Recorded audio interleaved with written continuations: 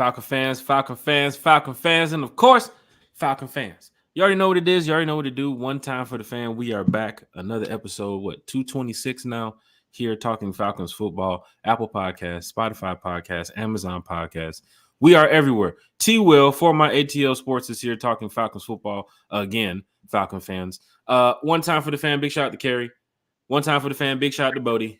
One time for the fan, big shout out to Chase, who for some reason wants to challenge me in this new NCAA that's getting ready to come out. Chase, I know you're one time for the fan. I know you're DFU, Dirty Fanatics United, but Chase, I'm telling you, man, it's going to be problems when we get on this PS5, man. I'm a whole different breed when that NCAA comes out. T. Will, before we get to our special guest tonight, man. Is that going to be Falcon on Falcon violence? I hope not. You know, I try not to play Falcons versus Falcons as much of a diehard fan of I am. And then when it comes to being a Dogs fan, I don't want to play Georgia versus Georgia. You know, I mean, I know there's a lot of Georgia fans out there, but there's also a lot of college football teams, way more than NFL teams. So try to find a team to play with. You never know. You might be able to play your boy Jack Spade. T. Will. Yes, sir. How have you been, sir, since the last time we talked on One Time for the Fan? Oh, well, man, no complaints. Thank God it woke me up this morning. Excited to talk some Falcons football. Excited to talk with my friend, Jack Spade. And, Jack, we have a very special guest today, sir. We do. We have a special guest here. Falcon Fan Talk, again, is back with another special guest. And, you know, we've been bringing a lot of special guests here to the channel, Falcon fans, journalists, writers, media from all sorts, and just fans of the NFL team of the Atlanta Falcons, the team that we love so much. But now tonight we have a very special guest, Daniel Flick from Sports Illustrated, who will be joining us here shortly. And he spends a lot of time covering the Atlanta Falcons too as well. But Terry, you know how big it is when we have these special guests on the show. Sometimes we can't even get to the chat. Right. Sometimes we can't even get to a lot of the questions, and people's always, you know, chiming in. But if you have some questions for Daniel tonight, please ask them now about the team. Daniel is really close to the Atlanta Falcons when it comes to covering them as a writer, and as a journalist, he does a great job. Right. And I mean, an extremely great job. Right. So Falcon fans, if you have your questions about the team, Casey Washington, the offensive line, the defensive line, go ahead and ask them in the chat. We'll talk about that. But Terry, how cool is it to have these special guests join the show, man? And then, of course, we're getting ready to bring Daniel Flick on. So let's go ahead and get him in here shortly. All righty. Well, if you want, I can go ahead and introduce him, Jack. And we can sure, man. It's on you, my brother. All right, ladies and gentlemen of the very esteemed One Time for the Fan show, we have Mr. Daniel Flick joining us. He is an accredited Atlanta Falcons sports writer with SI Now. Also writes for Indiana football and men's basketball with Fan Nation, and is a contributor to Lindy Sports Mag. And get this, not only does he cover football and basketball, but he was also a talent scout, or he did an internship as a talent scout. So Mr. Daniel Flick is well-rounded. Mr. Flick, welcome to the show. How are you? I'm doing well, man. Really appreciate the intro. Man, yeah, I haven't thought about the old talent scout days in a little while, but yeah, I appreciate that. I'm feeling fresh, man. Really missing football. Ready to roll. Really excited for training camp here. Arriving in Flowery Branch in exactly 2 weeks, so very excited about that, and really appreciate you all having me on. Yes, definitely here at One Time for the Fan. You know, we love talking to Falcon fans. We love talking to everybody who gets the opportunity to cover the Atlanta Falcons. I mean, we've reached out to so many people here, and we have so many special guests coming up on the channel. But Daniel, for you to take the time out of your day to come talk to us here at One Time for the Fan, we want to say thank you before we start the show, because this is going to be a great show tonight. Because I already know that everything you've tweeted out, everything that you talk about when it comes to the Atlanta Falcons is on point. So fans here in the chat, they are ready for July 24th. They are ready for that practice training camp that starts. The training camp that starts July 24th and then open to the public practice. That's July 27th. But this is that period of time during the summer where fans can get their vacation time in. They can relax with their family. But it's about to be go time here in a couple of weeks. So Daniel, for you, it's always go time. Just let everybody know, who is Daniel Flick? How long have you been writing for Sports Illustrated covering the Atlanta Falcons, and how much of a diehard fan are you? Yeah, man, I've been rolling for about 2 years now. I want to say started April of 22. writing for SI. Got to Flowery Branch last summer, and then I've been there more frequently this summer from about rookie minicamp onward. So that's been really fun. It's really neat for me because, I grew up around Atlanta, around the organization, and then kind of having that transition into the media world has been really neat. It's I feel very fortunate and have had some very, very cool opportunities the last few years. But yeah, man, I mean, you kind of mentioned it. You have like that 6-week gap, right, from the end of mini camp to training camp, the last month or so of just relaxing, vacationing, and then you really, it is a full-on sprint, man. Like once you start camp all the way through week 18 and, playoffs potentially this year, it's a full-on sprint, a complete grind. And it's really been nice to kind of step away, if only slightly. Obviously, the grind hasn't stopped. I'm not sure it ever will stop. But we love the grind, right? We love the grind, man. Let's not get over what you just said. Now you just said playoffs potentially. So within the first 5 minutes of the show, Daniel Flick has already said playoffs potentially. We've mentioned that here a lot, right, T. Will? That we have. Come on, Falcon fans. This is going to be great talking with Daniel Flick. Daniel, you've also been around the press conference room during the offseason, the mini camp and OTAs. Off ball question here for Raheem Morris's demeanor when you see him walk into the room and talk to the press, like how would you compare him to other coaches that has been here in Atlanta, other head coaches? Yeah. One of the first things with Raheem that has stood out to me, just he's very, very energetic. You can really feel his energy, very, very welcoming individual.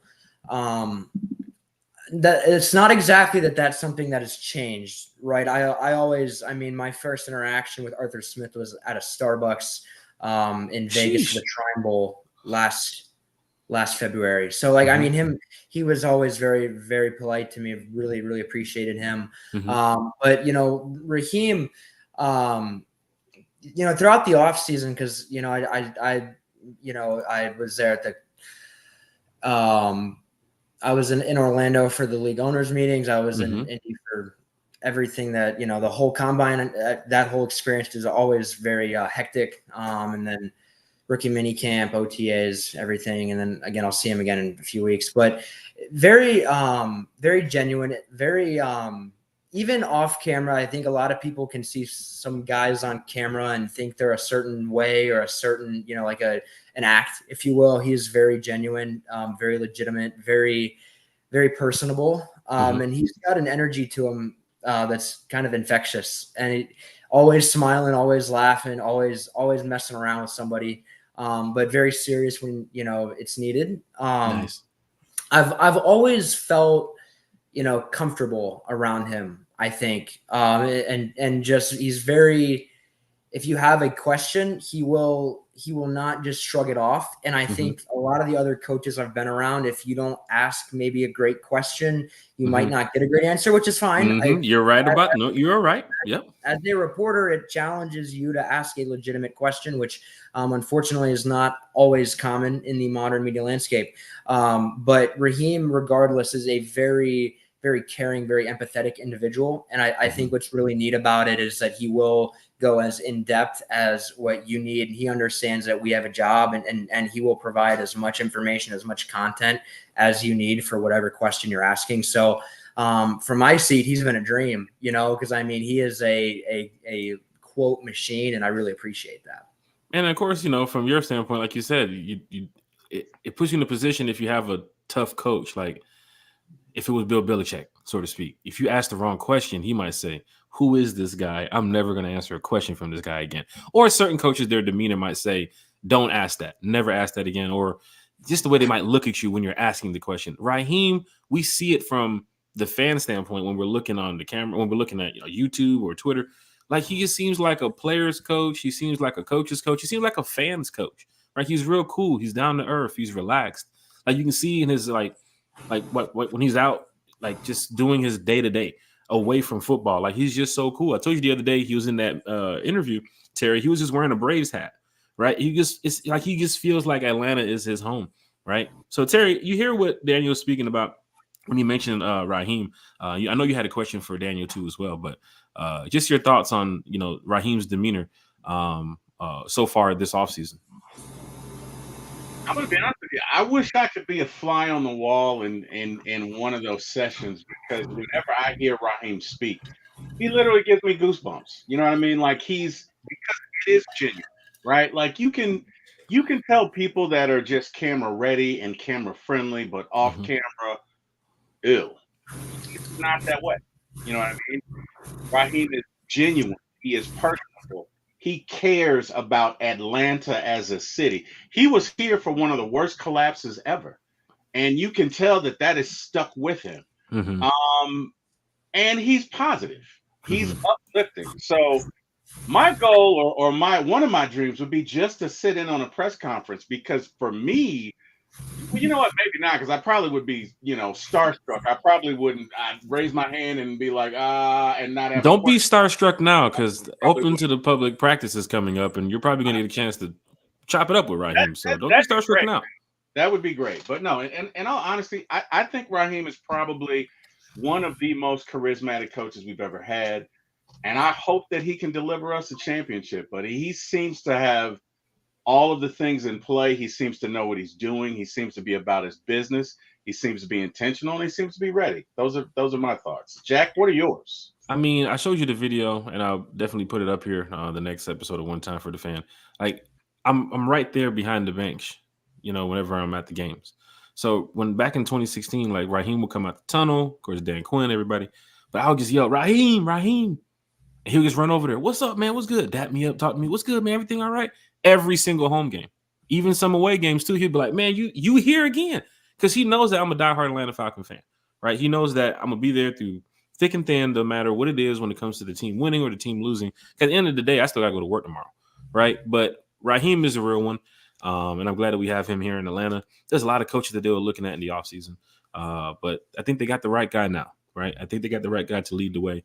And we heard him talk at these press conferences and outrunning the South and communication and energy. Some of these words and themes he's been using to speak to his team just really shows that, he's a player's coach. He's a coach's coach. Captain America. He's a great guy. Oh, the Captain America looking comment was great when he called JD on the draft night. It just shows that he has a connection with these players on and off the field. You know what I'm saying?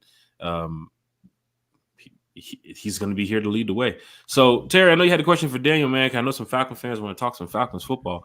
But, Terry, the floor is yours, my brother. Thank you. And Daniel, again, thank you for your time, sir. Greatly appreciate it.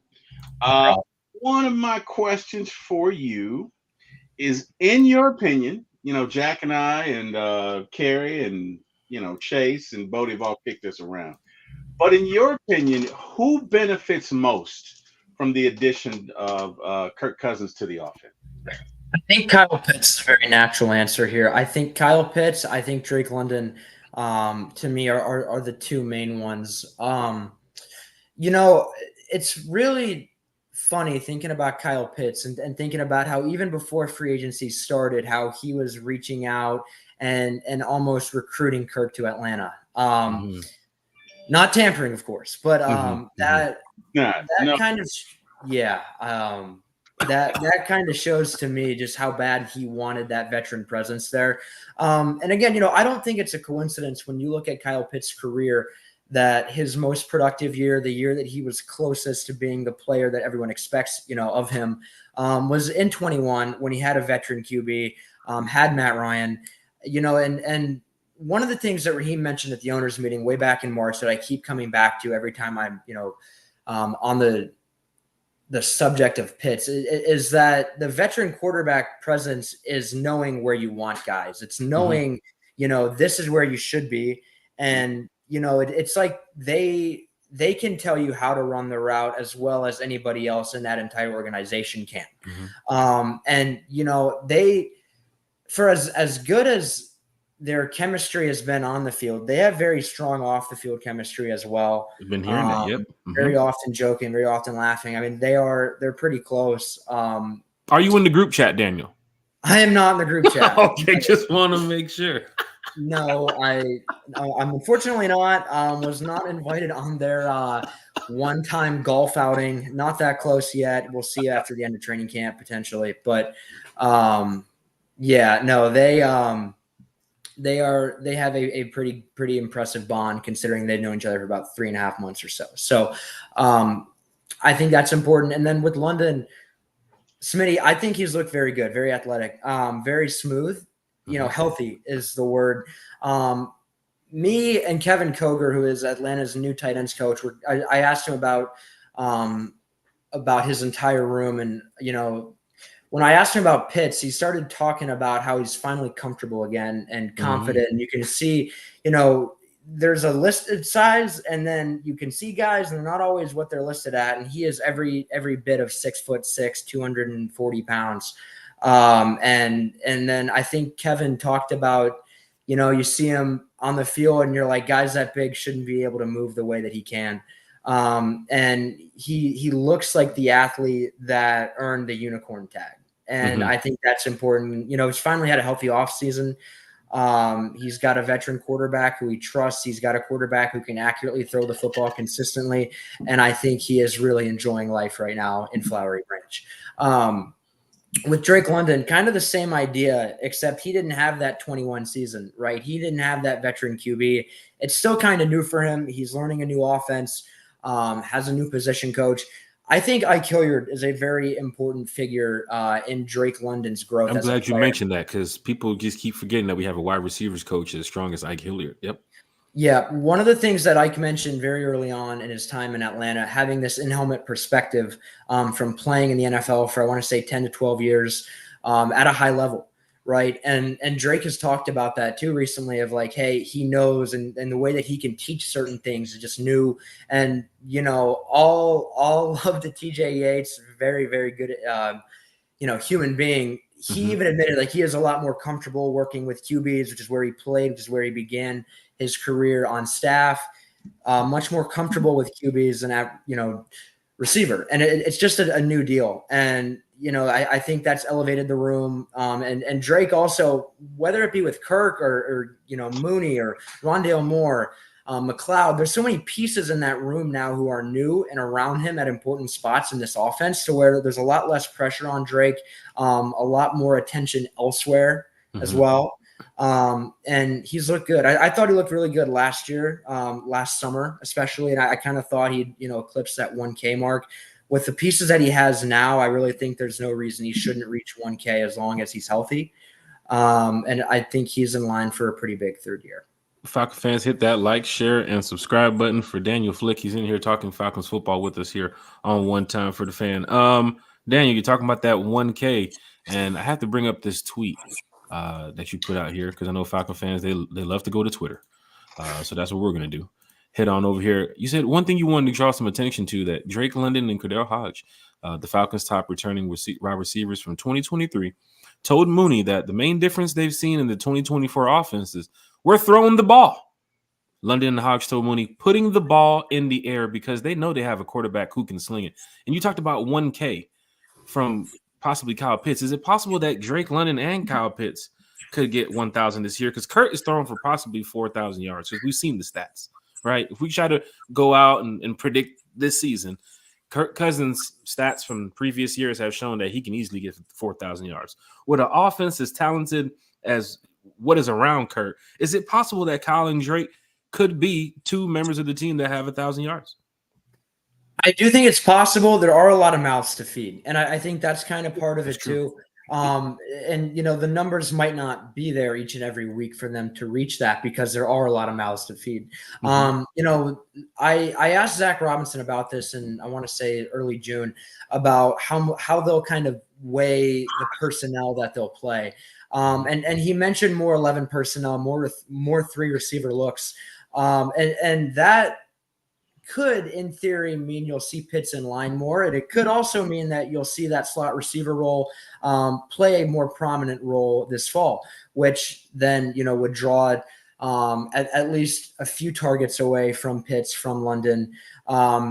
And I think the Falcons are going to try to get a little more creative in terms of the way that they'll utilize a Rondale Moore, utilize Algier, the pieces that they have. I think they're trying to be a little bit more balanced this year, because I think you're looking at a situation where I think Mooney could easily put up 800 yards, they've mentioned Bijan Robinson in that McCaffrey role on several occasions to where that's a heavy role if you mention Christian McCaffrey, because he damn near is everything to San Francisco's offense outside of Deebo Samuel. So yeah, I mean he led the NFL last year in all-purpose yards, I want to say. So I mean he is extremely versatile. But I mean with Robinson as well, I would expect him to get about 500 or so receiving yards as well, and then you look at Mooney and Moore and McLeod and all these other mouths to feed. Reaching 1K for multiple receivers might be a bit of a stretch.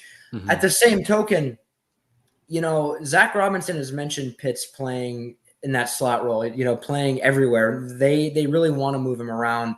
And the other part of it too, with Zach, he mentioned that Atlanta signing Charlie Warner this spring opens up. Opens it up to where you can use Pitts more in that slot role. You can have that 12 personnel on field. It's 12 personnel, but it's really, you're in an 11 personnel look because you have Pitts playing that slot role, and then you've got all sorts of mismatches. And so I think Zach Robinson, again, this is that time of the year where every offensive coordinator is very, unique and very innovative, and you've got all this optimism. I think Zach Robinson, the way that he's sold it so far, at least to me, is promising. It's hard to commit to say that they'll get 2 at 1K. Mm-hmm. I think you'll see London get to about 1,200 or so, maybe 1,300. Mm-hmm. I think there's a very real avenue to where Pitts is at about 850 and Mooney's at about 750 to 800, to where then you think about those guys, that's about 2,700. Mm-hmm. And if Cousins is at 4K, you've got Casey Washington, whoever Ray can fit in, maybe Algier every now and then too as well. Maybe even Charlie Morton too as well. I mean, Kyle Shanahan's offense back in that 2016, everybody ate. When you spread that ball out, everybody was eating. But you're correct about that. Yeah. So I mean, then you're talking about 4 or 5 or 6 other players reaching about 1,300 overall, and then it's a lot of mouths. So we'll see, because they are planning on being more pass happy. That's been the main thing that everybody's said. That said, they are still, they have the pieces to be a very good rushing football team. And I don't think they're going to abandon that either, and that's the thing that Zach's trying to balance is, this LA offense, but also trying to keep some of what Atlanta has executed well previously.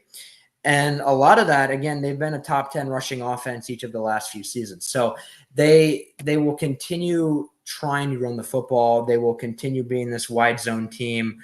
It's just going to come down to, I think they'll be playing with the lead more often this year too, which will also, in theory, lead to more rushing attempts, a fewer passes in theory again, but a lot of mouths to feed. Hard for me personally to say you'll see more than one guy over 1K. You mentioned lean on that run game too as well. With a quarterback like Kirk Cousins coming off the Achilles and his age too as well, having a two-headed monster like Tyler Algier and Bijan in the backfield, I mean, you would want to get the ball to them more, especially if you've mentioned a Christian McCaffrey type role for Bijan Robinson, and then you have a quarterback who we put up the stats here before on the channel chat, over 4,000 yards in the past couple of seasons. So this guy can air it out. They know most teams going in to scout the Falcons now are going to say that quarterback is pretty decent. It's not Ritter. It's not Mariota, right? It's not Matt Ryan coming to the end of his career. I mean, you got Kirk Cousins where he is right now.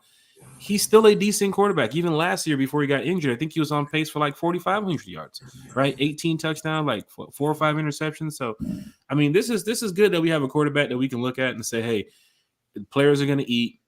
They're going to spread the ball out more. This offense, is going to be high flying.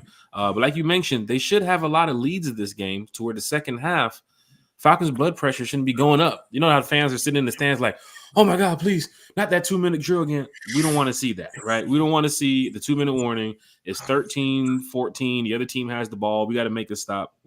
I want to be over that. I want to get down to it's 27-13 on the 2-minute warning. They put Penix in to take the couple knees because the game is over, right?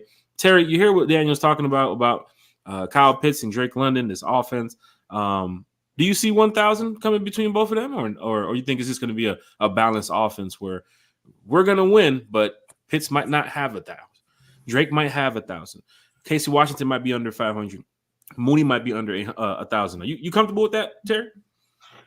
I think Daniel's spot on. Like you said, you got a lot of mouths to feed, right? What was that in that Arnold Schwarzenegger movie? What was it? The Running Man. I got 6 kids to feed, man. He's got a lot of mouths to feed. So, it's kind of hard to assure 1,000 over here when you literally you got Bijan, who probably, like you say, get 500. You got Mooney. You got Drake. You got Kyle. You got Ray. You got Rondale Moore. You got I'm gonna throw Hodge in the mix too as well. You gotta let everybody eat. Of course, right? Mm-hmm. You have an assortment of weapons. So you probably, if there is a guy that's going to be 1,000, I'd say it'd be Kyle. Could be Kyle or Drake, either or. And then the rest will probably be descending in order of 8, 7, 5, 6, however. But either way, I think the Falcons. I think Kirk Cousins will probably pass for 4,500 yards, 30 TDs, maybe 7, 8 interceptions, and that sounds like playoffs, Terry. Oh yeah, I think the Falcons will win 11 to 12 games. I think we will have one playoff victory. I personally think this team can do what they can take on all comers. It's just sometimes it's the way the ball bounces. But all things being equal, everything being good, nobody being hurt, this team could do a lot of damage. It just depends. Falcon fans are in the chat asking questions. Daniel, I know we have some questions too to get to right after this one, but Tish wants to know what's going on with AJ's deal. Yeah, the one thing about AJ, the Falcons staff is very, very fond of him. And I get the feeling this is a deal that, again, I'm not sure exactly when, but I do believe this is something Atlanta wants to get done. I know that Raheem Morris is very fond of AJ. I know that Jerry Gray is very fond of AJ. Atlanta's new secondary coach, Justin Hood, is very fond of AJ. The front office is very fond. Like this is organizational complete belief in AJ Terrell, to where they would like to keep him. It's going to come down to, again, I think more a matter of when and not if for where he's at right now, entering this, year 5 for him. And again, I do think this is something that they would like to get done before they start the season. Because again, you kind of start playing with it a little bit more and you reach, next January, next February, and it gets a little bit more, iffy as you kind of start to, bring free agency and bring that tag into the whole equation. So I think this is something they would like to wrap up. But again, they are very fond of him and they will never openly say, again, that's one thing that this front office has been very adamant about is they will not negotiate with us, which is, I really wish they would. I would love to know, but they will. They really do like AJ Terrell, and I think they would really like him back. I'm looking at this organization, especially Terry and Raheem being there now. I know whatever's on their agenda, they're going to take care of. Like, they're going to address every issue that needs to be taken care of. Kyle Pitts situation, they're going to take care of it. We need to go get a quarterback. We got a quarterback. Right now, people are talking about this edge rusher. We don't have an edge rusher. We don't have a true edge rusher. Daniel, you think it's possible a move could be made before week 1, some way, somehow, where they maybe go get Yannick, or they maybe go look at a guy and say, hey, we can make a trade? Like, is that still possible looking at this roster, you think? Or you think they're set on who's in the building? That's what they're going to go run with. Yeah, Terry Fontenot's voice is running through my brain right now of him just saying time after time of him saying, roster building is a 24/7, 360 deal. I tend to think that is a spot that, yes, they will look at. Raheem Morris said in March at the owners' meetings about for as long as he's Atlanta's head coach, he will prioritize pass rush. I think for as long as he is still there, quite literally, whether it's June 10th, July 10th, or April 3rd, he will be looking for pass rushers, and I don't think Atlanta's front office will stop. Whether that's a big name, we'll see. Again, this is a front office staff that will be very attentive come that final week of the preseason when a lot of roster cuts happen, and you have to kind of trim from 90 to I think it's like 70, and then I think I'm pretty sure they've eliminated that second cut down. So that second cut down, yeah. Now it goes down to the last preseason game. Then they make all big slate of cuts, yeah. Yeah, but and so then that becomes a really big wave for everybody. And I do think that's maybe more the window they'll look at. I'm not sure they'll target that splash. But I do think that they will continue looking for as long as that's a possibility, for as long as they can. Because again, that is something that he has harped on extensively for the last year, really extensively since he got the job in 21. Is that like, hey, this is a nonstop process, right? He's an early riser, man, but the grind for Terry Fontenot, I don't think will stop now, will stop in August ever. And so for as long as he's there, I would not rule that out. Falcon fans, hit that share and subscribe button. I'm trying to tell y'all, when it comes to talking Falcons football, I mean, this is the true off season, right? It is December time. So of course, if you're in here watching while you're at work, I don't know, third shift or whatever, if you're in here watching the Uruguay Colombia game and you're listening to One Time for the Fan, thank you. Because, it's once again, it's the off season. So once the season ramps back up, we know how the chat's going to be. We know how this channel is going to be. Everybody's going to be so excited about week 1 against the Steelers and week 2 against the Eagles and so forth. But the conversations like these are very important because we are getting down to training camp where, there's going to be a lot of competition battles. Players going to lose their job. Terry might be looking to make moves, looking at this roster. But when you have people like Daniel who can come in here and talk with all the fans, for those watching and listening, this is great because a lot of fans are really interested in what this roster is about, Daniel. What can Terry do? What can Raheem do? Like, they want to see a ring and they want to see it now, right? So for Falcon fans in the chat, Terry, you working on your selfie game? Yeah, that's what I'm doing, sir. That's what the bar was like over my face, so I was adjusting. You have a trip out the country coming up? The angle was kind of. You got to remember. I was teaching my homeboy this the other day in South America. We was out there. I was like, "Look, man, you want to hold the phone this way, right? And then you snap the picture." He's over there trying to hold the phone, dropping the shit. I'm like, "Bro, this people's been doing this for years, bro." I need the selfie stick, man. I need the selfie stick. Not the selfie stick, Terry. Hey, hold on. I'm sorry, Daniel. Hold on, Daniel. I'm sorry. That penalty? Oh, wow. We're throwing the flag on Terry. Wow. Terry's 2024. We're not bringing out the selfie stick. Wow. You got to grab the phone. Tell him, Daniel, get the phone. Wow. I'm just trying to think about when we'll start talking about the 0.5 photo and the art of doing that. I just learned that recently. The second that we start advancing from a regular selfie up to 0.5 is going to be a whole conversation, man. It's a 500 level conversation. Oh my gosh. Fans in the chat, got to hit that like, got to hit that share, subscribe button. Carlton Wiggs is in the chat. Jay Diaz is in the chat. Smitty, Sports Machine, is in the chat. Dre Harrison is in the chat. Big shout out to Dre, said, Ike Hilliard as our wide receiver coach is on par or surpassed as when we had Terry Rabinski. Dre Harrison's in the chat. Dropping some facts here. DSGB Hall checking in from the West Coast. Falcon fans all over the world. Whoever's listening, whoever's watching, once again, thank you. Terry, let's go back, man. We got some more questions for Daniel. We're talking Falcons football. I'm getting ready to go put my helmet on and go out there and start running some routes. So I'm ready for this season to start. You know what? I tell you who Raheem is, right? Because I was thinking about this and just how blessed Daniel is to like witness those press conferences. But Raheem reminds me of Mel Gibson in Braveheart when he's giving this speech to them, and it's like 1,000 grown men who have been, basically oppressed for all of their lives. And he's like, you know what? Today, I'm not going to lie to you. Everybody's not going to make it. Everybody's not going to make it. Everybody that's standing in front of me, a lot of you guys are going to die. But today, for once in your life, you will be free men. And all of those days in captivity, right? If I had to ask, would you trade all of those days for one day of freedom?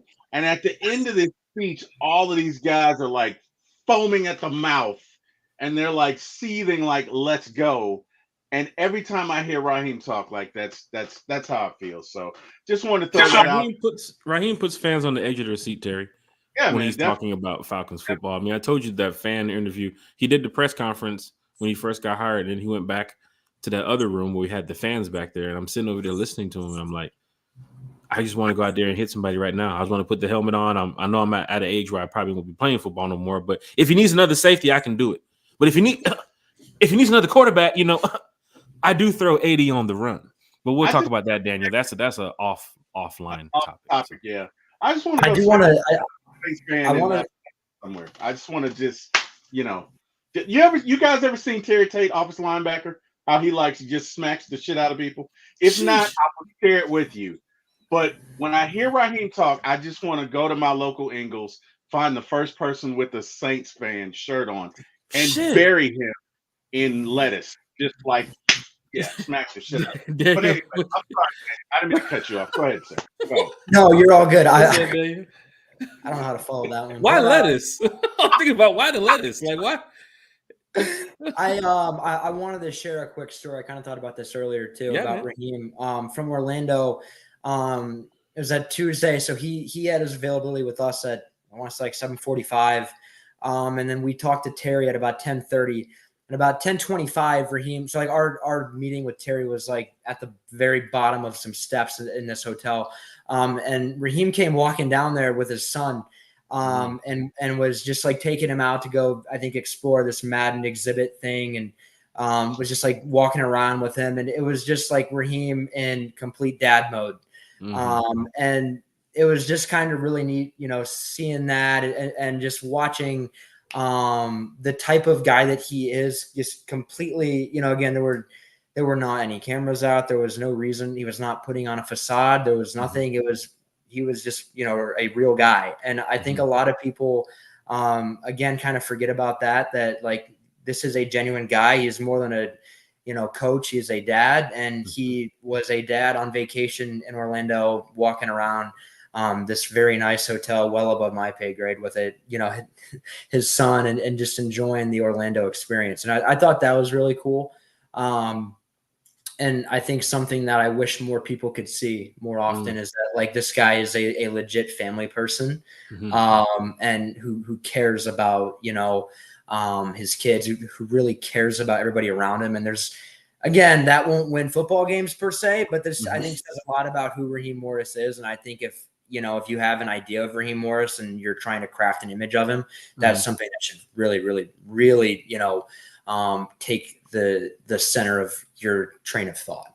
But you're telling me the truth about that. And Terry, I know you got a question here, but Daniel, that went into that interview process when they brought him in. I can guarantee it, because Arthur's a community guy.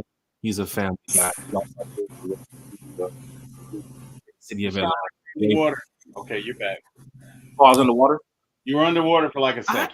This StreamYard's been StreamYarding recently. I don't know. We're gonna look into this. But Raheem, that definitely went into the interview process, because Arthur Blank being like a family guy, community guy for the city of Atlanta, what you can do away from the game. You can see that with some of the players that they drafted, and of course some of the coaches that they brought in. But Raheem Morris does fit what Atlanta needs right here in the city. So Terry, what you got for Daniel, man? Because this is great. I'm glad there's no House of the Dragons on tonight, because I would have done stop the show. No, right? Because you'd be bolting to the door like, oh my day, this dude loves. Hey, man. What's the name of that show? What's the name of it again? What, House of the Dragons? Oh my God, bro! Yeah. Every Sunday it's like, all right, T-Will, it's 9:00. We gotta go, man. Wrap it up.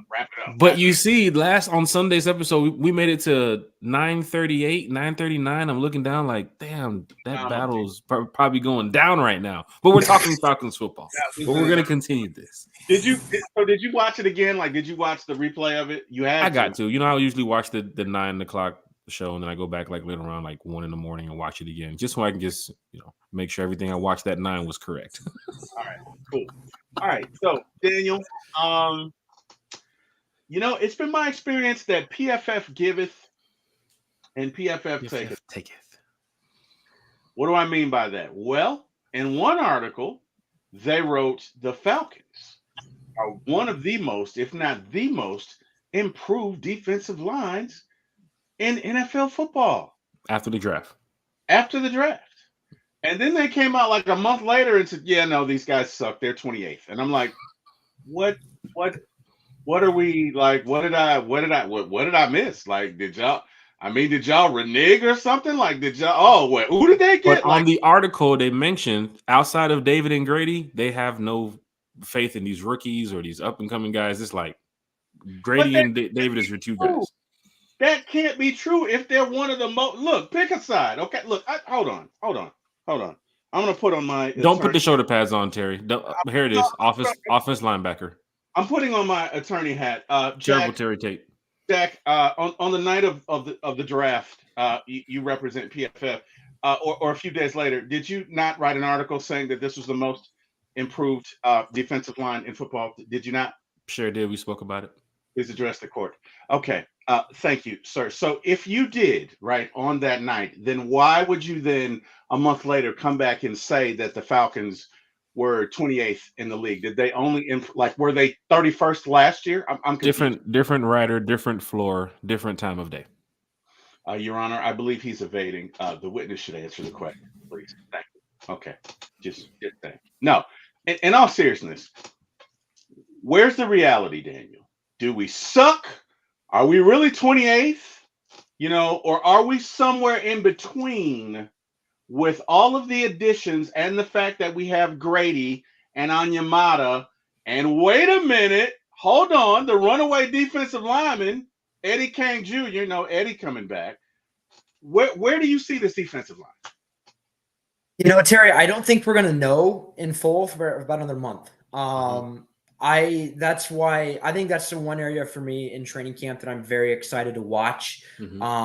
When the pads come on and watching those one-on-ones and a few of those other events that they have there. I'm very, very excited. I think the team drills will be very, very entertaining, especially because, again, we know what this Atlanta offensive line is. I think the defensive line, for me, watching an OTAs, watching a minicamp, the size that they have inside is very impressive. Like it felt like they were just rotating big body after big body after big body. And it really, I thought they had a lot of depth there. And I think what's encouraging about the interior, especially, not only is there depth, but you mentioned Jarrett, you mentioned Onyemata, they have high level talent at the top of that group as well. I think I say all that, the interior defensive line, I think is pretty good. I think in that whole unit, that's probably the second strongest group behind the linebackers from what I've seen so far. Yeah. The edge rush group, this is why I think, having the job to rank all 32 defensive lines would be so brutal for me, because I don't know how you can look at this Falcons edge group and have a defined opinion on what it is, because there's so much that we don't know, right? I think Arnold Ebiketie, very talented, and again, had in my opinion, very underrated second season. He's actually Atlanta's returning sack leader with 6 from last year. I believe it was half a sack off the team lead. This is a guy who was playing very well to end his rookie year. Prior to hurting his hand, was really turning the corner about week 12, and then again had a wrist fracture, a sprain, and then completely slowed down, and then entered year 2 and really evolved in year 2 last year. To me, him and Zach Harrison are the two main guys here. And Zach Harrison has added weight. Zach Harrison is confident. Interviewing Zach Harrison in May, looking up at the guy, oh my God, this guy's huge. He totally is a different person than what you saw last season. Yeah, he is just big, man. And I think he is a guy for me that is probably the main X factor for that whole pass rush. Jay Rogers and Jimmy Lake are very fond of Zach Harrison and his physical talent and the way that he finished last year. And what they saw on tape and what they've seen so far. I think it was Jimmy Lake was saying to me that that Zach is in his office pretty often. Like Zach Harrison cares. And you look at a guy as physically talented as he is, to understand the work ethic too is very important in that conversation. The way that he ended last year, 3 sacks and 4 tackles for loss in his last 3 games, productive, ascending, hard worker, and talented. Very good combination. And so for me, I circled Zach Harrison as a real breakout candidate up there. How well he performs, I think this fall will ultimately determine how good this pass rush is. If Zach Harrison continues the ascent that he was on last year, if Arnold Ebiketie, kind of that same idea, if he can continue, the ascent that he had last year, and maybe turn that year 2 leap into a year 3 leap, and we're talking about a guy who's at 8 or 9 sacks, and Zach Harrison's at about 7. That's really all you need off the edge with the interior guys that you have, in my personal opinion. Mm-hmm. That's all. That being said, before you even start talking about that whole rookie class, and Atlanta's very excited about Ruka Rororo. Atlanta's excited about Trice and Logue, and I think Brandon Dorlus has a chance to be really good as well. Mm-hmm. Raheem Morris has also mentioned this too. He's coming from LA when they had rookies that they drafted in round 3 last year who combined for 17 sacks. Right? You can get good pass rushers at that point of the draft. It's about fit. It's about talent. And you look at the production. Trice, I want to say, led college football in pressures last year. And I want to say Dorlus was about 15th in pressures. So those are two very proven productive players in a power conference, and with skill sets that should translate, at least in some capacity. I'm not saying they'll combine for that same sack production that LA had last year. But again, you get 3 or 4 out of those guys, that whole group elevates, right? You get 7 out of Zach Harrison. You get 8 or 9 out of Arnold Ebiketie. It's a different group, and the Falcons also have some other veteran pieces in that room, whether it's Lorenzo Carter, James Smith-Williams. I think Raheem's excited. People haven't mentioned James Smith. Look at his tape from Washington. He's a high motor guy that got after it right beside Payne and Allen. So when he comes over here now, he has a bit of responsibility on that defensive line to look at guys like Trice and Dorlus and Rook and make them better too as well. Very disciplined rusher. Very exercises contained very well. Just real quick question for you. Follow up to that, Dan. Because of the dominance, and Daniel, it's good to hear you say these things, because Jack and I have been screaming this from the mountain. Like, number one, you were like, the linebacker group. Yes. I don't know. Jack, we were looking at some article where they were coming after the linebackers. I'm like, what are you watching? Like, we've got 4 studs, right? So it's good to hear you say that. But not only that, do you think because of the dominance of our interior defensive line, and it's good to hear you say that, because that's how I felt from day one, ever since Grady got back, ever since Ayamada got back, ever since we brought back Laquelle Lunyon, what's his name from the Eagles that we got? Katavius Street. Right. I think that I've said often that 6 of these guys on our interior defense could start somewhere else. Right. I legitimately feel that way. So with the dominance of that, do you think that will make the job of the exterior pass rushers easier? I do. Yeah, I think you'll see that to where you get more one-on-one matchups outside. And, that's the other part of it too.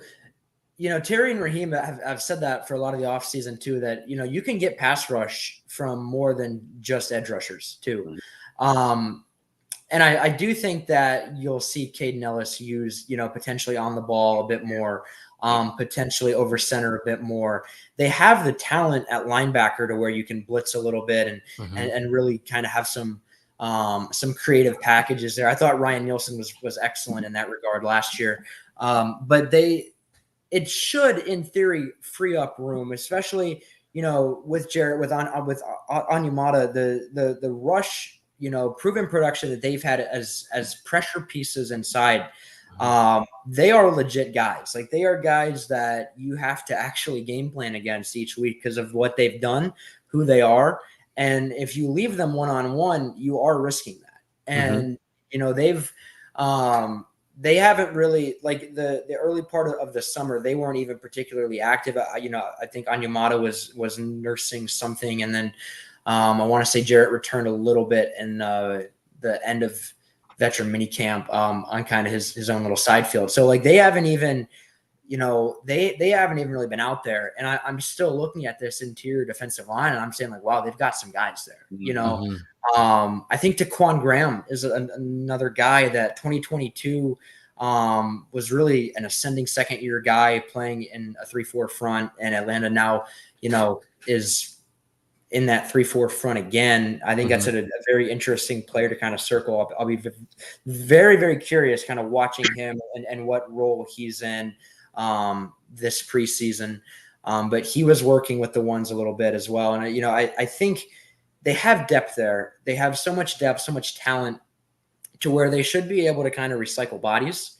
And yes, I think that you will see, especially early in the year, maybe when you're still trying to see this exterior rush kind of prove itself a bit more, that interior should see, I'd say probably, 3 blockers trying to block 2 guys, which again, I'm not great at math, but that's one-on-one outside, which I think should excite some people and should really create some free rushing lanes. You're definitely keeping it real, talking to the Falcon fans here, Daniel.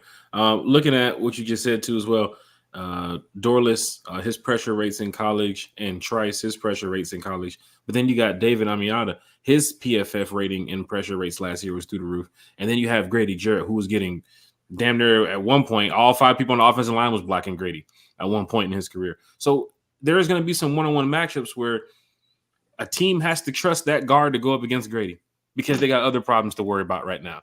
Or if their starting tackle goes down, they got to handle Trice, who might be coming off of a 3-sack game the week before, right? There's so many players on this team that you can send pressure from. You mentioned it about the Rams.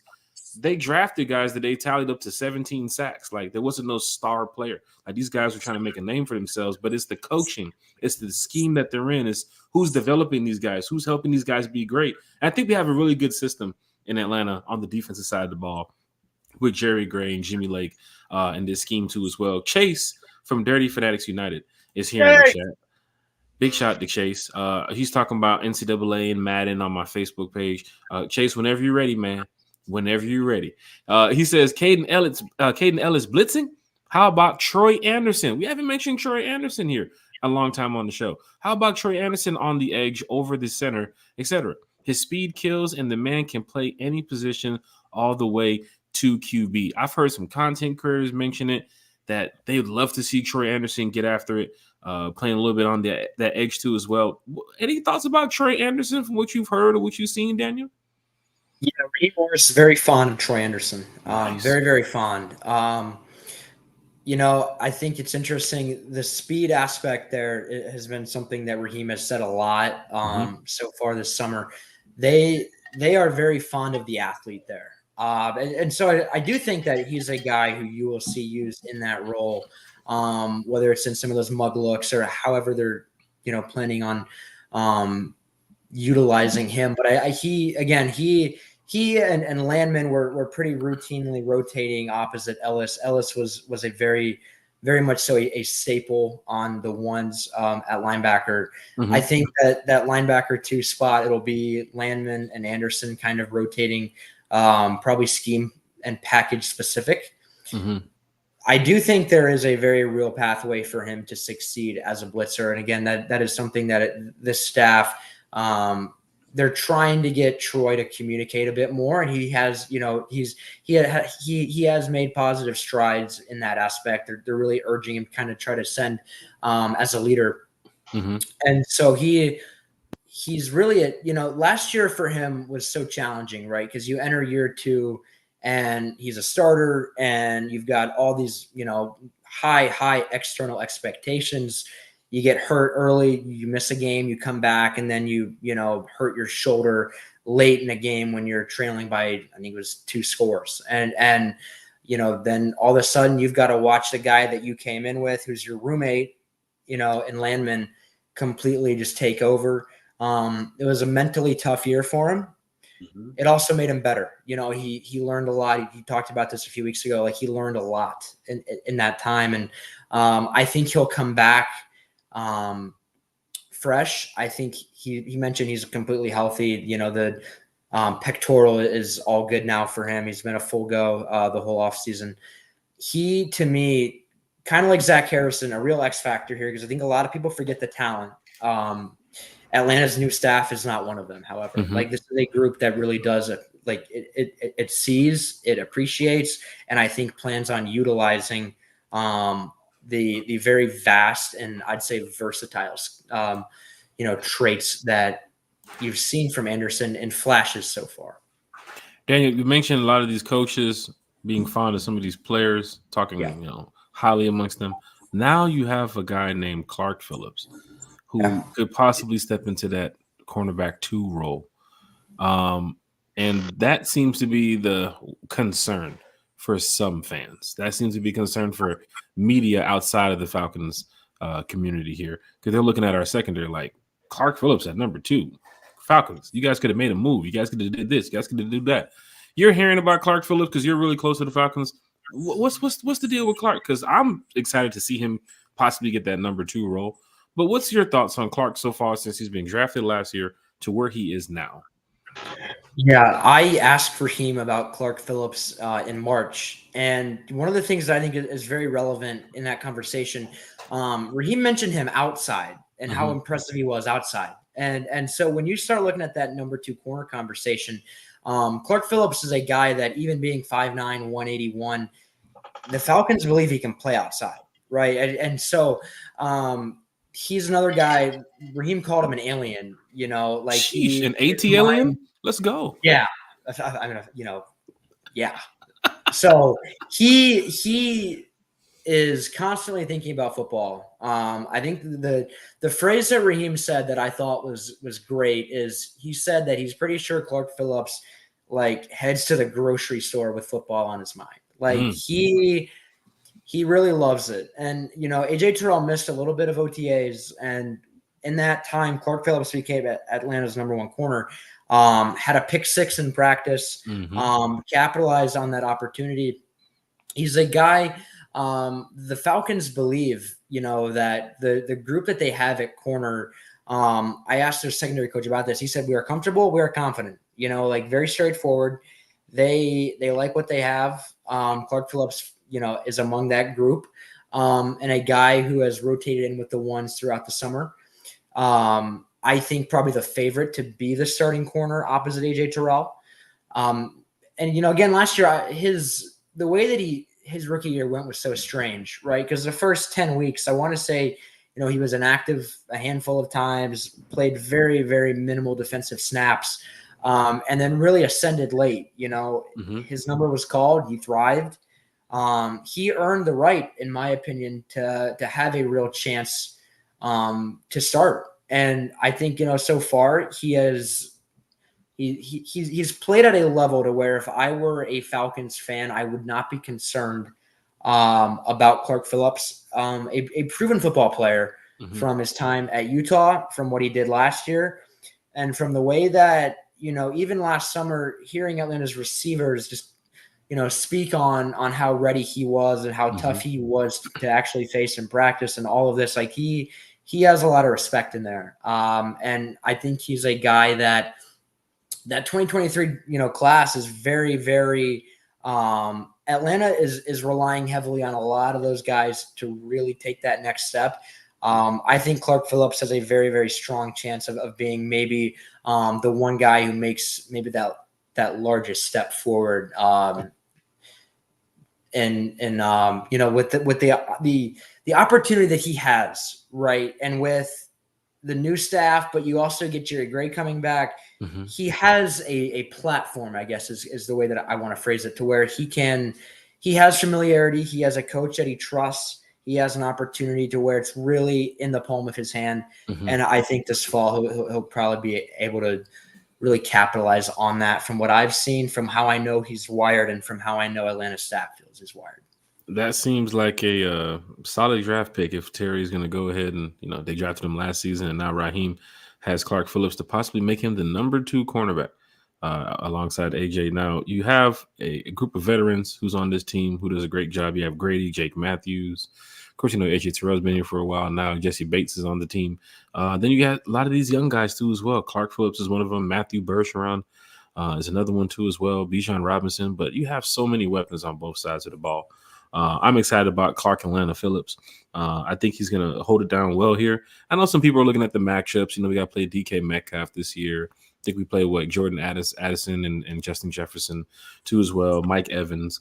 But if you coach well, if you scheme well, if you practice well, Clark Phillips is going to do his job well, right? Matt Ryan said it the best way: just do your effing job, right? So I have no problem with Clark Phillips if he's going to be the number 2. If it's going to be D. Alford, Mike Hughes, some say Antonio Hamilton. Some might look at Kevin King because of his experience too as well in the NFL. But Clark Phillips saw the tape. from when he was drafted from Utah. Then he, of course, came here in Atlanta last year. Of course, it wasn't the most impressive season, but he did a great job. You know, every player did the best they could to be one game away from making it to the playoffs. And Clark Phillips was a part of that 53. So this is great that Clark can probably get a chance to step up and maybe become that CB2. Terry, thoughts on Clark Phillips before you have another question for Daniel? I think he's fundamentally sound. Mm-hmm. I think he's technically sound. I mean, honestly, he kind of has to be. But I don't have any issues with it. I think with Raheem, he's basically his second corners are typically off ball. My understanding, the plan from what I've heard is for them to do a lot of zone this year. So I'm not concerned. You know, where the only thing that would concern me is, you know, it's 3rd and goal. They're in the 15, and he's going up against Mike Evans. That, you know, but I would They're imagine trying to look at the say, they're going to try to take advantage of a play like that. right. And I would imagine what's going to happen is you're probably going to shade Jesse to that side. You know, give him some help over the top. So, you know, but again, I can't take anything away from Clark. Looking at the way he plays the game, if you watch the tape, he is technically sound. He is. He's stride for stride with his receiver. He does not look up early. His movements are sound. You know, I mean, every now and then everyone is going to have a PI, but really, if you watch him, there's not a lot of that with him. So, again, I don't have an issue with it. I just think that this regime is probably thinking, guys, we can't spend money on everybody. You know what I mean? For his size, he's also an aggressive corner. I'm sorry, Terry. For his size, he's also an aggressive corner that, you know, I don't have to worry about, you know, him getting into too much trouble in a one-on-one, right? He's going to play the game that he knows how to play well since he's been at Utah. You can see that he's paid attention well in practice from when he was at Utah. He knows the playbook too as well. He knows where to be. But I saw some plays from Clark Phillips last year that I was like, damn, this guy's good. You know what I'm saying? Like that, was it Coming to America? That boy good.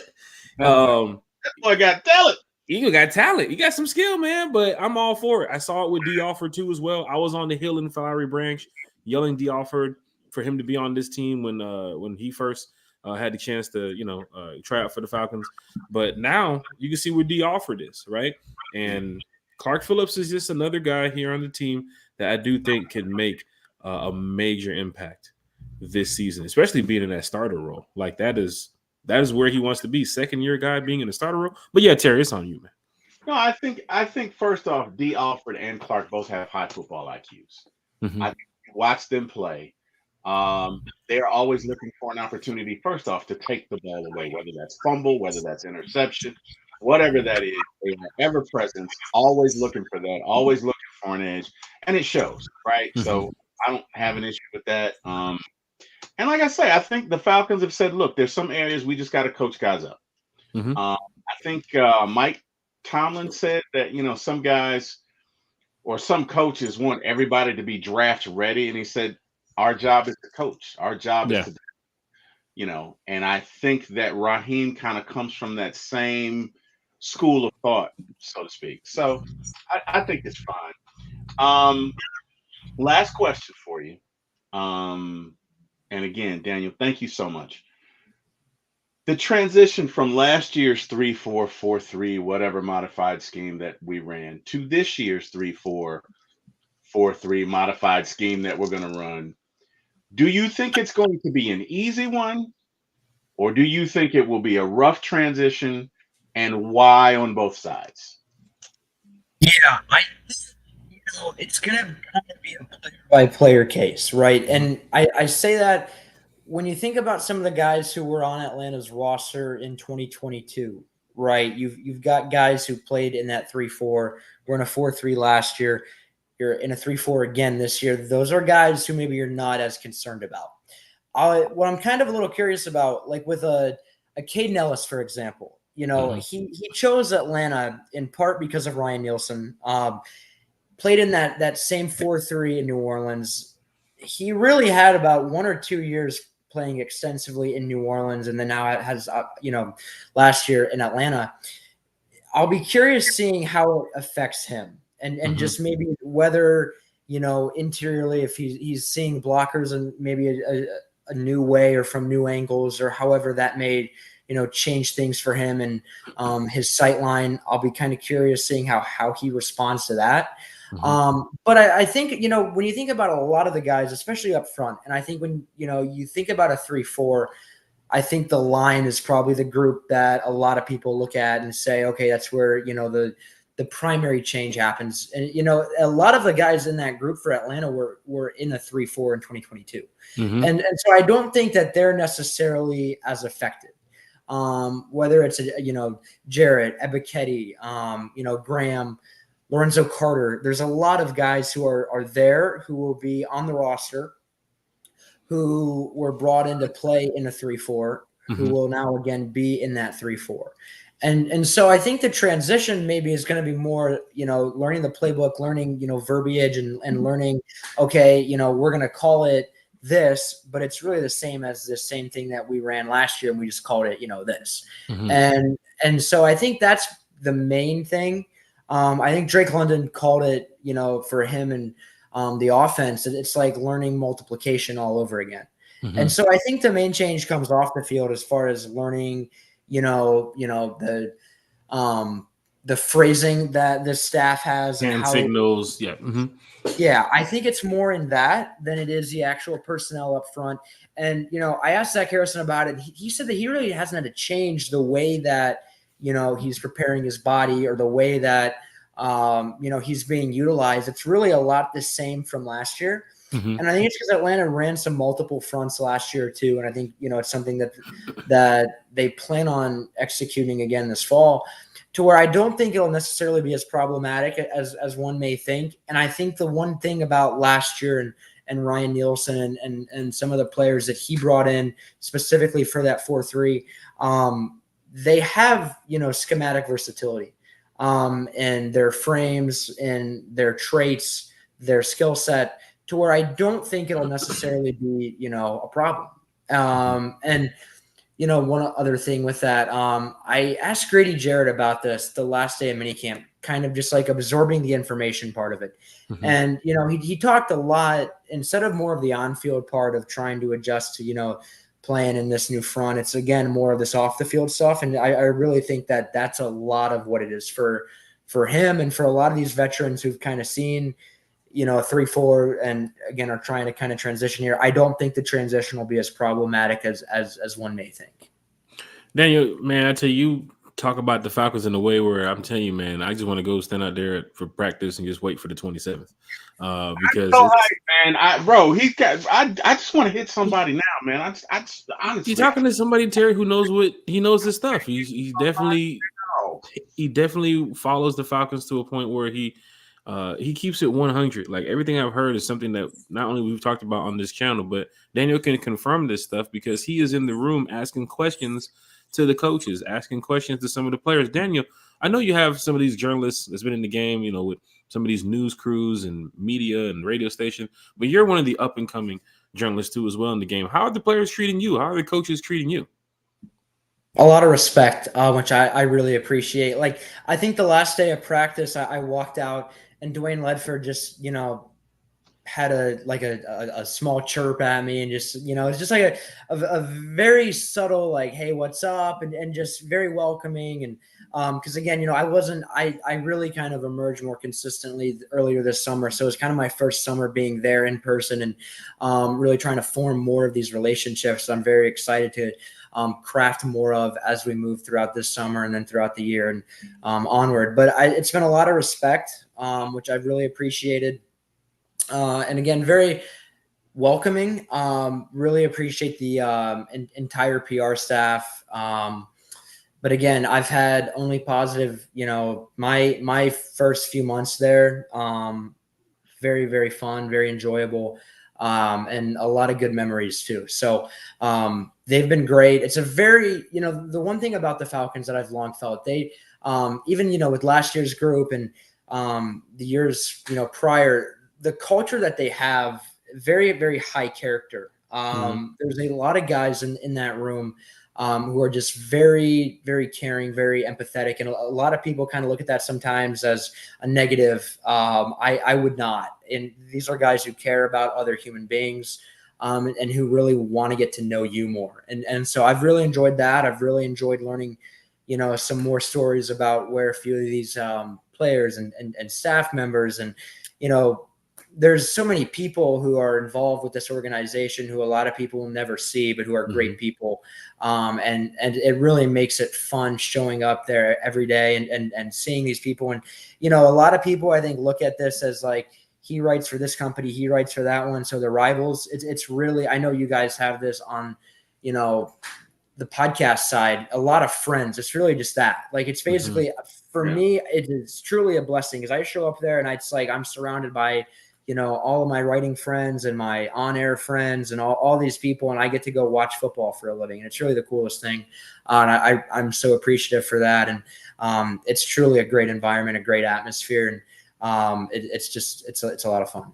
That is just great to hear. Because I'm a Falcon fan, diehard Falcon fan, and we cut this podcast on to talk to the fans, and anything that we can do to make sure fans are excited about this season. They know to come to One Time for the Fan. Sunday nights, Wednesday nights, Friday mornings. We have a lot of pop-up shows that we do too as well, Daniel. But man, you are always welcome here on One Time for the Fan. I can't thank you enough, but I do have one more question, Daniel. We talked about this team so much tonight. Fans want to know, how far can this team go, do you think? Is this team a division-winning team in your eyes? Is this team a playoff team in your eyes? Or should we be looking for, a new head coach by week 6? I think, I'll put it this way. I am expecting to be covering a game in the middle of January. That's my gotta bring it up. Wow. You said covering a game in the middle of January. Wait a minute. That sounds like playoffs. Oh, go ahead. Yeah. Yeah, I mean, that's my expectation with the NFC South, and I think with Kirk Cousins too. The other part of this I want to mention, the chemistry that he's created on the field, off the field. I'll actually have a pretty lengthy story on that tomorrow morning. The rhythm that he had, for me, watching him throw the football in OTAs and minicamp was so impressive. Like, it really did not look like a guy who was throwing to these wide outs and for the first month and a half that he'd actually been able to throw to them. And it was like he'd been throwing to them for a lot longer than that. And again, he wasn't even fully healthy at that point. And so it's very impressive to me where he's at. I think Atlanta's offense is he's ahead of the game as far as knowing the scheme, because he comes from an offense very similar to it. That quarterback spot with Kirk, again, high expectations. He's already on it, man. And a lot of people, I don't think, are fully expecting him to be where he's at already. He's on it. And I think that with, again, the teams around Atlanta in the South and the talent that they have offensively, the talent they're returning from last year, whether it's a Jared, an Onyemata, Terrell, Jesse Bates, they've got pieces defensively to where I think they can at least hold their own. Mm-hmm. And offensively, I think this could be a top 10 unit to where I really expect Atlanta.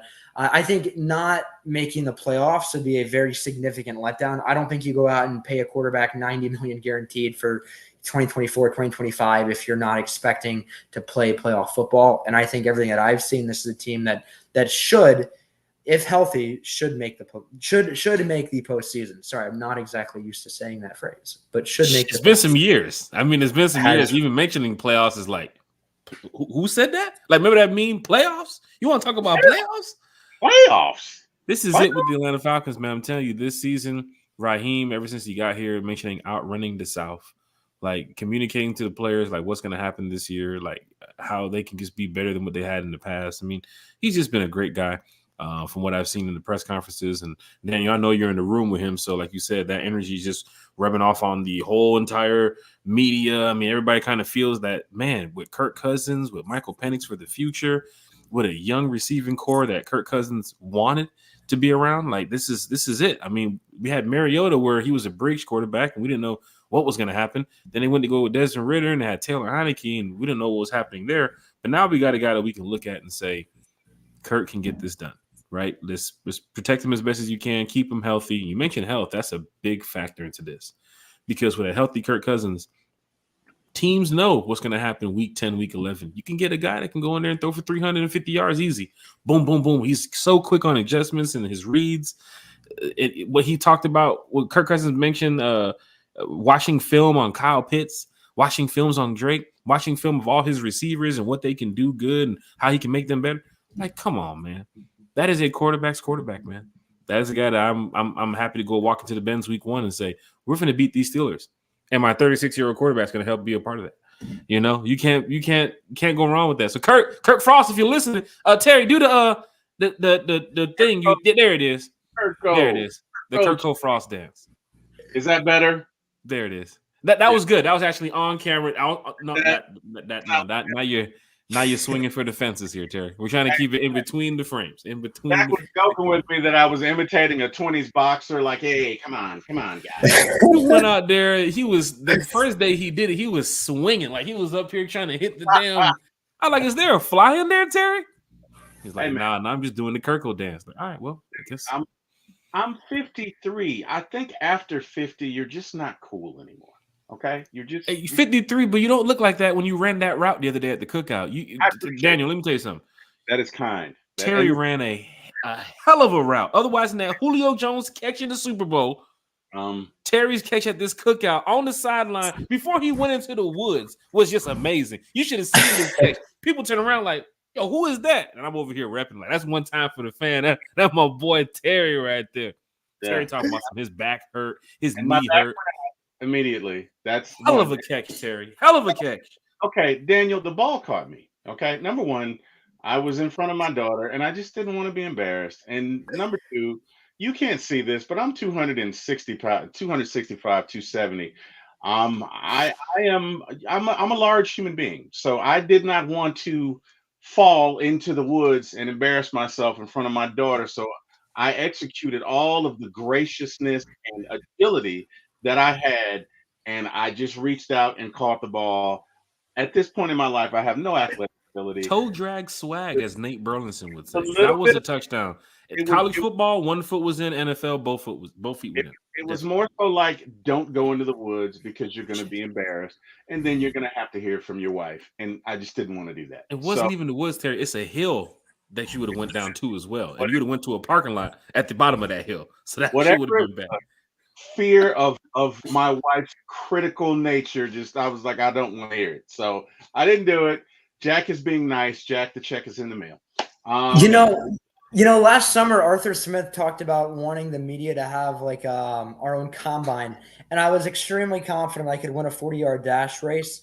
I was at a pro day this spring. I ran a 40 after everybody left. I would not have won the 40-yard dash race. I would say that I'm about 5'10", 165. I thought I was going to be a little bit faster than I was. I was not. It was not fun. Not a good showing by me. My arms are going, man, and my legs were not. So I will not release the time. That will go with me to the grave. But it was not a pretty time. Hey man, you know what? You just got to work on it. You know, you just see, Daniel, you're young. You know what I mean? You and Jack are both young. There's hope for you. I'm at the point where everything is being pulled down by gravity. It's, you know, I'm at the point where it's time to coach, right? It's time to get my fat ass on the sideline. No, sir. Coach. You're at the point where you're going to go to your first away game this year. Absolutely. Courtesy of the Rise Up Tour fan club. We're going to bring you out to Carolina, Tampa. We got a lot planned going for you. Lisa Shepard has one question for you, Daniel. D-Led. People see him on Twitter. He says a lot of things that fans are like, what is going on with this guy? But I talked to D-Led before. I've been there at training camp. He's a great guy. But then again, fans are like, is he a Falcon fan? I think he's just a passionate Falcon fan that just sees through all the positives, but we got to talk about the negatives too, right? I mean, people do that, right? Yeah, I love D-Led, man. D-Led's cool, man. He is truly he is like Mr. Falcons media. I mean, everybody walks in there and he is the first guy. He is everything, man. I love D-Led. He is incredibly welcoming. It's kind of tricky to answer the question because, you are supposed to remain neutral. And I think he walks a pretty good line there. It's the line that everybody, has to walk. And it's sometimes really hard. Obviously he's been around for a really long time, and he's great. I truly love D-Led. I am very, very proud to call him a friend. Like he is somebody who I greatly look forward to seeing every time that I walk into that press room, man. He's a character. But yeah, he knows his Falcon stuff too now. He just doesn't tweet it. He knows his Falcon knowledge. He does. Yeah, He is incredibly knowledgeable. He's been around the game for a very long time. I think he tries to approach it, in ways that other people maybe won't. And that's, every publication has a way that they want to, run their content, and he's, approached that the way that he has. And he's, just won an award for it. He's a phenomenal reporter and a great individual person. And, I've seen a lot of fans who are very anti-Led, and I love D-Led. I love D-Led. And I think, I wish everybody could meet him because he truly is a phenomenal human being, and very excited to see him again in a few weeks. What's going to happen is, what's up, Terry? No, I think so. I think D-Led is that guy that, as a journalist, your role is different than a podcaster, right? As podcasters, we interact with the fans, right? We are speaking our opinions. We are keeping it real. We are being honest, but we are keeping our opinions, and we are interacting with the fans. As a journalist and a senior journalist, he has to walk the line between keeping them honest, right? Between keeping Falcons management, Falcons team, Falcons ownership honest, and also interviewing and being cordial. And sometimes that's not easy, right? This is the South, where typically our media is a lot more warm and fuzzy than New York, Philadelphia, other places. But I think, and again, I don't have anything against D-Led. I'm not speaking for or against. I just think that in some instances, certain questions have to be asked, right? And again, I know of D-Led's reputation, so I'm not defending him. I'm simply saying that there are certain instances where you have to ask, and everybody's not gonna like it, and that's okay. Sometimes you need an uncle. Sometimes you need a father in the locker room, right? Meaning if you got a team, somebody's got to be there to be like, oh, no, this stops, right? When Ronald Acuna first came up to the Braves, Ronnie did a lot behind the scenes. And Freddie was that guy that was like, nah, we don't do it this way. We don't do it this. And you know what? They finally got there, right? But if you don't have Freddie to kind of reel in Ronnie, maybe Ronnie's not the player that he is today. A lot of talent, right? But that's the feeling that I get from D-Led. And again, I'm not defending him. I'm just saying he's clearly the elder statesman when it comes to reporters. He's been doing it for a while. And I think that he truly, look, there's a certain thing when it comes to journalism called integrity. There's certain questions you have to ask. There's certain Daniel things. mentioned it. He talked about it in the beginning of the podcast. Like, you just don't want to ask the wrong question or say the wrong thing, right? Correct. So, I mean, I think I think sometimes D-Led gets a bad rap. Again, I'm not around him every day and I'm not defending him. I'm just saying that in some instances, there's certain questions. Damn, Lisa chose violence. Lisa, she's in Lisa chose violence today. But one thing that they're all going to report on, Terry, is that the Falcons one day is going to win the Super Bowl, especially when we win that Super Bowl, right? Because that's the feeling in the world right there, man. I'm talking about parades, parties. I might even grab the mic and perform. You never know, man. I'd spit a couple 16 here and there. Daniel, I say what's going to happen, man. One day you're definitely going to be on, I don't know, one of these big shows, NFL Network, ESPN. You're going to be on something, right? And they're going to hit you up from time to time. We got Daniel Flick. Daniel, what's going on with the Falcons? Well, let me tell you about the Falcons. Or whatever you're going to be doing, man, because you're just great when it comes to speaking about the team, about the organization. We definitely got to get you back here on the show. And of course, we're almost near 1,000 in subscribers. I can't tell you enough when I say keep up the great work. Matter of fact, let's check. We just said it right there. It's 1,000. It's 1,000. I said 1,000. You did. Okay. Penalty on yourself. I think I texted Daniel 1,000 too as well. I owe you an apology, Terry. It's 1,000. Yes, but call a penalty. Because I need the penalty. I need 15 yards. Let's go. Come on. Let's go. Need the whistle. Need the whistle. Come on. Let's be consistent. He's giving me the whistle for not saying 1,000. Okay. There you go. Thank you. 15 penalty. Pay for not saying 1,000. This is cool. Repeat first down. 5 yard. Terry, you got a whistle earlier. What was that for? I don't even remember. It was. I have no idea, but it was very trivial. Like I didn't say DH. I didn't say that. I wasn't. You didn't say BPE. I can tell you. I didn't go carry on you and use that. Like that was kind of. I don't want to say it was ticky tack, but it's okay. But Lisa is definitely going to be on this week episodes of House of the Dragon because she chose violence. I'm just saying. Anyway. We do have a special guest joining us Sunday for House of the Dragon stuff. But yeah, Terry, it's on you. No. Go ahead. Hey, on you. Well, let me tell you something. This is what I'm talking about when it comes to one time for the fan, keeping it real with the fan base. Daniel Flick, for you to take the time out of your day once again to come talk to us here at One Time for the Fan. Yes. I have to say thank you, man. Hats off to you. I know you're going to be there on the 24th. I'll be there on the 27th. I'll be at the Benz August the 2nd. So if you're going to be there, I'm going to be there, man. I'm going to hit you up, man. Come on over to where we're going to be at. Take a couple pictures. You might even go live and talk some Falcons now. You never know, Daniel. You know what, man? I really appreciate you having me on. I'd be glad to, man. I love talking ball. So I'll be glad to hop on, man. And again, really appreciate you all. Really appreciate all the viewers. And yeah, man, I'm excited, itching, man. I mean, we are I think 2 weeks away. I'm ready to roll. I'm ready to roll. Let's go. If that's the way you're gonna hold the camera during the selfie, you might not be in the selfie. You might. I suck at selfies. Terry, if you got like 10 or more people, you got to hold the phone up. You don't want to get this view because you might be missing somebody. Okay. You got to get up there, Terry. We go. Matter of fact, I remember why you got that damn. I remember why you got the whistle. We're gonna go back to it. Hold on, before we get Daniel out of here.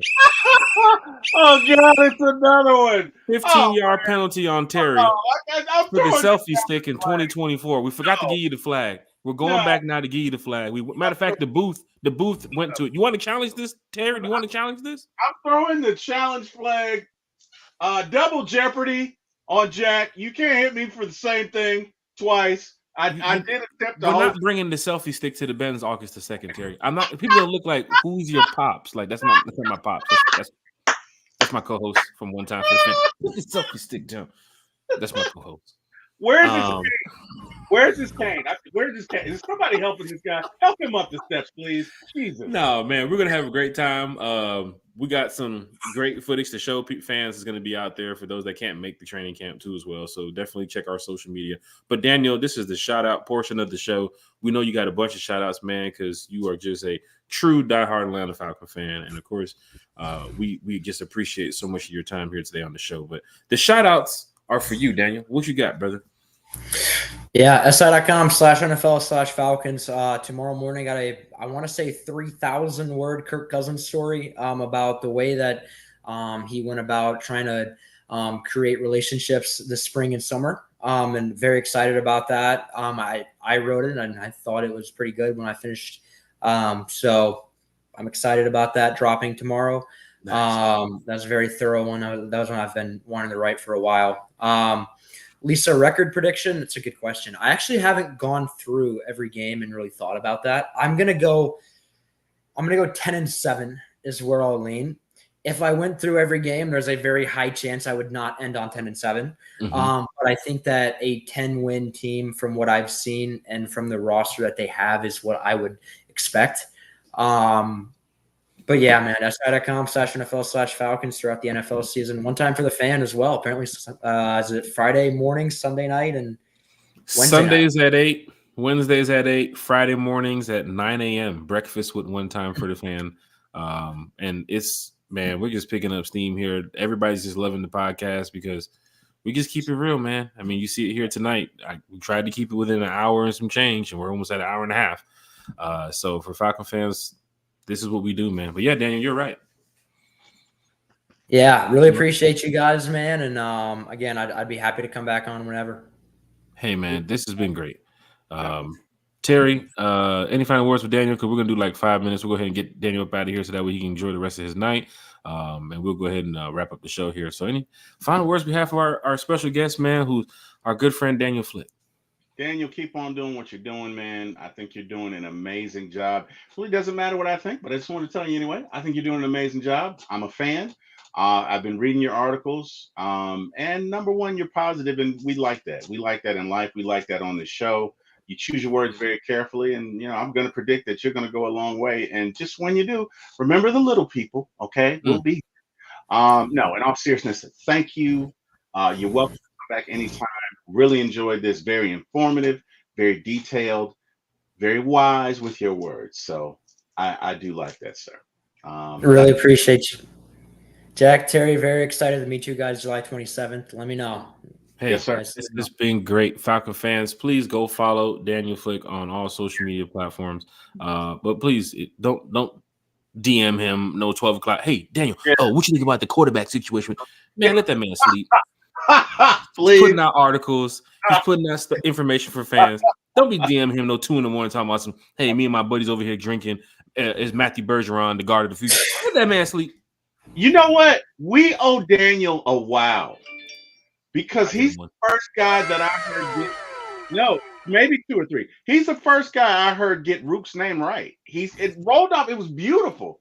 And I meant to say something, but I didn't want to interrupt him. You did just like me, because I was about to say he did just say that name so smooth. I was like, damn. I mean, that was perfect.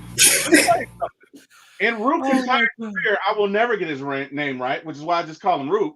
But I think that was beautiful. I just got to give you props. Like, that was the way you did that was perfect. I wish we could go back and like do it reel by reel and do it in slow motion, because it just rolled off your tongue, man. Very good. Wish I could do it. I'm too old. Can't do it. Not gonna happen. He's always be Rook to me. R-O, Row. He'll be Row. Just call him by the number, Terry. Just call him by the number. Remember last year, number 92? Hey, that number 92. What's his name again? Number 92. I'll call him Row. When he makes a sack, I'll be like, it's Rut-Row. Rut-Row, like Scooby-Doo. Rut-Row. Sheesh. Like that, yeah. Hey, look, Falcon fans, man, this has been great. Daniel, I thank you so much for your time. We're going to get you back here on the show. And, of course, July 27th, man, I'll reach out to you so you can come on over and we can get a couple of minutes maybe on live and grab some pictures, man, and just talk some Falcons football. Because when you go when we make it to the playoffs in mid-January, I'm sure I'm going to be there too. I'm sure you're going to be there. Now, what about away games? Do you go to any away games? There'll be a couple. There will be a couple. I think probably Carolina. Probably make it to Carolina. Might be a few others I make it to. Probably gonna be more local this year. Okay. But we will see. I'll give you the information for our events in Carolina if you're going to be out there Friday, Saturday, or if you just want to pop by at the tailgate Sunday. I'll give you that information too as well. But Daniel, I thank you so much. We will definitely get you back on One Time for the Fan. Appreciate it, Daniel. Falcon fans, this is what it's all about. I told y'all. Terry told you. Carrie told you. Yes, she did. Bodie's not here, but I think he told you too. He did. And let's throw Chase in there. Why not? But Chase, my opponent, my op for NCAA. Chase wants violence. He wants violence. Chase, he's coming for you. Just so you know, he's coming for you, Chase. Chase was on my Facebook post like, man, what you gonna do? If you scared, just say it. Scared money don't make no money. I said, Chase, he said, study wrong, study long. That's what he said. Talking that mad and shit. Oh man. Oh wow. Yo, Daniel Flick, man, you sent me a message, man. He said, can't wait to see us in a couple weeks. Man, let me tell you something. I knew what was going to happen when we brought Daniel Flick here. Mm-hmm. He's just so informative. He knows what he's talking about. He knows his information is correct, is valid. He stands on it. Tomorrow morning, 3,000 word piece. You see how he talked about his work? Yep. 3,000 word piece tomorrow with Kirk Cousins. Retweet it, share it, tell everybody about it. Dude. How the coaches are treating him in that room, how the players are treating him in the room. He is the guy that you might hear 10 years from now covering the Falcons. Yeah. It might not be D-Led. It might not be this guy that you heard about from 11 Live or this guy from NBC. It could be Daniel. Yeah, Lisa likes him. That's for sure. Yeah. Jay Balmer's in the chat. Greetings and salutations from the Carolinas. Big shout out to Jay Balmer in the chat, a Panther fan here listening to a Falcon podcast. He knows that we're the op. Hey, how you doing, man? All good. And he knows that we're the op, Terry. He knows. But at the end of the day, it's all football family, man. Right? Because Jay Balmer, he can come by the tailgate in Carolina. He'll be that one Panther fan with a group of Falcon fans. But hey, if you want to, keep it real, man. Daniel Flick, Terry. How do we follow up with this? How do we follow up with this? I tell you how we follow up with this. We bring A1 to the show Sunday from night. 95 North. A1, Chris Moore. What's up? A1's coming to the show Sunday night. He's here to talk Falcons football. He might even talk some Hawks. Might even get some Braves in here too as well. You know what? A1 is probably one of the most well-rounded podcasters out there. He can talk anything. Mm-hmm. I really do believe if you wanted to talk checkers, he'd be like, yeah, man, let's talk about it. Do you double jump or not? Like, he's that versatile. So he's Dre the Boxer. Y'all have really informative interviews. What's the name of the MBS restaurant where they selling the lobster mac again? That would be is it Hattie B? No. So here's the deal. When you're at MBS, Country mentioned that when he was talking to Chef Matt, the executive chef that we had on the show. Now, you can go to Mac and Cheese, which is in the section 108. It's the Mercedes-Benz Club on the field level. If you're sitting in the 200 or 300, you can't get that food. So you had to get tickets to the MB Club. Then when you get in there, so here's the deal. The lobster mac and cheese, Country was on the terrace that day. Mm-hmm. Had a private chef in that terrace. So he's pretty fancy. Notice I said private chef. So they had a private chef in the terrace. So I guess they made the lobster mac and cheese, like they whipped it up. From what I've seen the last time I've been there, I think they took the lobster mac and cheese off of the menu. I'm going to speak with Chef Matt again and just double check. But I think it's off of the menu in the club, but they had a private chef in their terrace who was able to have the mac and cheese, which is there, and they just whipped the lobster up with it too as well. So when was his pinky up like that? Was he shit? Well, when they're drinking, yeah, I'm sure when they're drinking, they're doing one of these. Pinky up. Or did he that do terrace life ain't no joke now. Was he Austin Powers in it, like, you know? For those heading to the Benz, he said, was it Austin Powers? I'm thinking about the movie now. For those heading to the Benz, throw me a bone. I'm just kidding. Go ahead. August the 2nd, One Time for the Fan will be there. So if you want to talk some Falcons football, go live, take some pictures, whatever, man. You know, it's about the Falcon fans. It's all about the Falcons team, organization. So we're going to have a good time. Dre the Boxer, if you're coming by, once again, it's the MB Club. It's called Mac and Cheese. That's the restaurant. But guess what? Chef Matt is going to be back on the show. I talked to him the other day, and he's still saying to me, man, I'm just sorry that I had to cut out during that podcast because I was, he went live with us at the stadium where he was doing a chef prep for COPA, for the FIFA International Committee that was coming down to do a testing for, the big games that they had coming up for COPA. And he had to leave because he had his chefs that was all over the stadium. And he's doing a great job when it comes to being an executive chef. A lot of that food that you see at the stadium, Chef Matt is a part of that too as well. So I'm glad that 9 o'clock in the morning, he joined One Time for the Fan to talk Falcons and talk about what's going on at the Benz. Lisa Shepard's in the chat. She said, get your tickets for the open practice, y'all. It's at the Benz. July 27th, it's at the high school in Buford. Of course, August 2nd, it's at the Benz. And I want to give a big shout out to Lisa Shepard too as well. Lisa Shepard cut an article the other day on the Rise Up Tour fan club and the cruise that we just went on for Blogging Dirty. Big shout out to Lisa Shepard. Journalists, writers, my hat goes off to you all. Mm-hmm. You know what I'm saying? Because you know how this media thing is difficult sometimes with cutting on the podcast, going live, or just maybe writing an article, getting the information you need for the piece to put the stuff out. Lisa Shepard does a great job of doing that. And Block and Dirty has a real one. We talked to Scott Karisic from Block and Dirty. We've talked to Savion from the Sporting News. We've talked to Daniel Flick right here from Sports Illustrated. But Lisa Shepard, she's been on the podcast too. That was a nice article that you did on the Rise Up Tour fan club. Lisa, you want to do some more on the Rise Up Tour fan club, or One Time for the Fan? We have so much going on here this season, so let me know. I'll definitely put the article up here so fans can see it. But that cruise has taken off to where so many fans are seeing the videos and the pictures, and now they're hitting us up like, I want to be on that cruise. I need to be on the one for 2025. And now the rooms are just getting, like, every day, like, we're just getting more and more people booking for this cruise. So what we do with the fan club is big. I didn't mention it too much with Daniel because, you know, when we have special guests, it's about the special guests, right? It's, and Daniel is true to the bone, 100% Falcon fan, right? And he knows that he sees a team that is ready to go. And I know the fans in the chat here is ready to go. But July 24th, that's the practice. July 27th, open to the public. We'll be there. August the 2nd at the Benz. We'll be there because we're ready. Terry, we're a month in the change. We're a month and some change away from preseason, bro. We are. Real quick, I just wanted to say also, Lisa's very positive. Like, if you know, at Lisa's post, you look at her articles, you can tell that, number one, she loves what she does. She it comes across.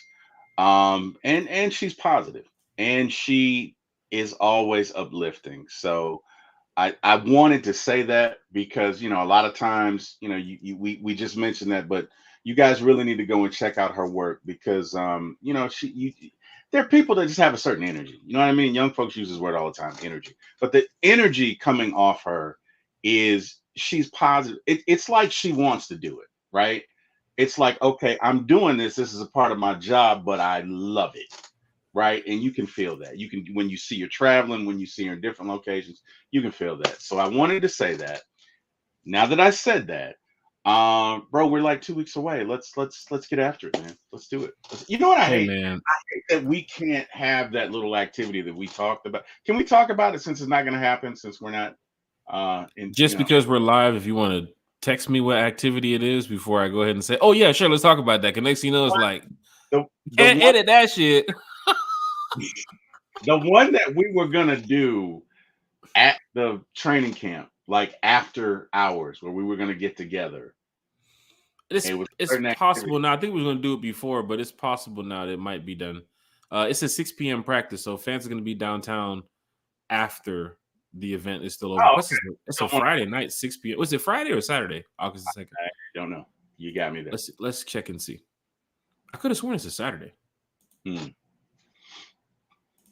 What the StreamYard? Don't be StreamYarding me. Oh, here it is. All right, good. We don't want to go underwater, StreamYard. No, we're good. A Friday, August the 2nd, at the Benz, Friday Night Lights, 6 p.m. Maybe afterwards, you know, we head to Magic City or however y'all want to do it. Falcon fans, hit that like, share, and subscribe button. I'm talking about there, Jack, but okay, I'll talk to you offline. That's not the one. Tweet us. Falcon fan, hit that like, share, and subscribe button. Wow. It's going down in a major way. Timothy Harris said, what's the information for the cruise? Tim Jack, Harris is in the Rise Up Tour fan club. Tim, you see the post, man. But guess what? Because he's here on the channel, he's helping us out. Tim is letting everybody else know, hey, Jack, why don't you put the cruise up for fans can see so you can talk about it as we're over here, you know, excited about this upcoming season. The Sun and Fun Cruise Part 2 is going down in a major way. How is it going down in a major way, Jack? Well, a lot of fans have already started booking for the cruise. Group ID is right there. Bam. See, I can click it. I can zoom in. Bam. I can zoom out. Bam. That's called technology. Then you can see right here the Sun and Fun Cruise, May 22nd through the 26th, 2025. We're going to the Bahamas. Terry, play some Caribbean music. Oh, wow. Damn it, Terry. You're supposed to be on cue with this. We're trying to get like Uncle Steve. I missed it. I didn't have Uncle Steve look over there. I didn't have the sound. Play the button. And then that song starts, and you start singing, and then the theme in the background, and the lights, and only thing I got is daylight come and me won't go home. That's it. That's all I got. No, nothing. Daylight come. It's I'm not Harry going to blow the whistle on that Belafonte. one. Come on, it's Harry Belafonte. We can't get it for Harry. His daughter Sherry. Come on. Falcon fans, Daylight the come cruise. and me won't go home. That's Beetlejuice. Falcon fans, hit the like, share, and subscribe button. Beetlejuice, but it was performed by. I think it was performed by Harry Belafonte. Hold on. I think it was. Pull that one up there. Let's see what you got on the facts for that one. Oh, Colombia is about to beat Uruguay for the Copa America. Now, going to the Bahamas next year. The deposit, once you call Carnival to get you squared away, however you want to run your, I guess, monthly deposits or week. I don't know how you guys want to do it because everybody's money is different. But last week we had about 140 fans or so, Falcon fans on the cruise. Everybody had a great time. But next year, we're taking it to the next level. We'll probably have about 200-300 fans on the boat, maybe even more, because all the videos and pictures are just picking up around social media, and fans are like, this is so cool. But we have a lot of people that's booked for next year too as well. So the Rise Up Tour fan club, and there's no discounts with this for members. I know members are hitting us up like, where's the discount for us? Not this one. This is Carnival, right? So we rock with what they got going on. Of course, we had the cruise this year, so they were very helpful in making sure that we can get everybody situated for next year. Terry, I got this shit blocking the screen, don't I? Yes, I do. I was on the other screen watching it. I'm sorry. Sun and Fun Cruise is right there. The information is up there. But guess what? Saying Dale, anything. It was by Harry Belafonte. I was giving you your music as you requested, and you said nothing. But okay. It was Harry Belafonte. It was Harry, but still is Harry Belafonte. Yes, it is. Yep. Freddie. There's Freddie. Freddie was getting it in. Okay. And I gotta say, Freddie's got his trunks on. Look at Freddie on the cruise. Look at Freddie. Feel about Freddie with trunks. I don't know.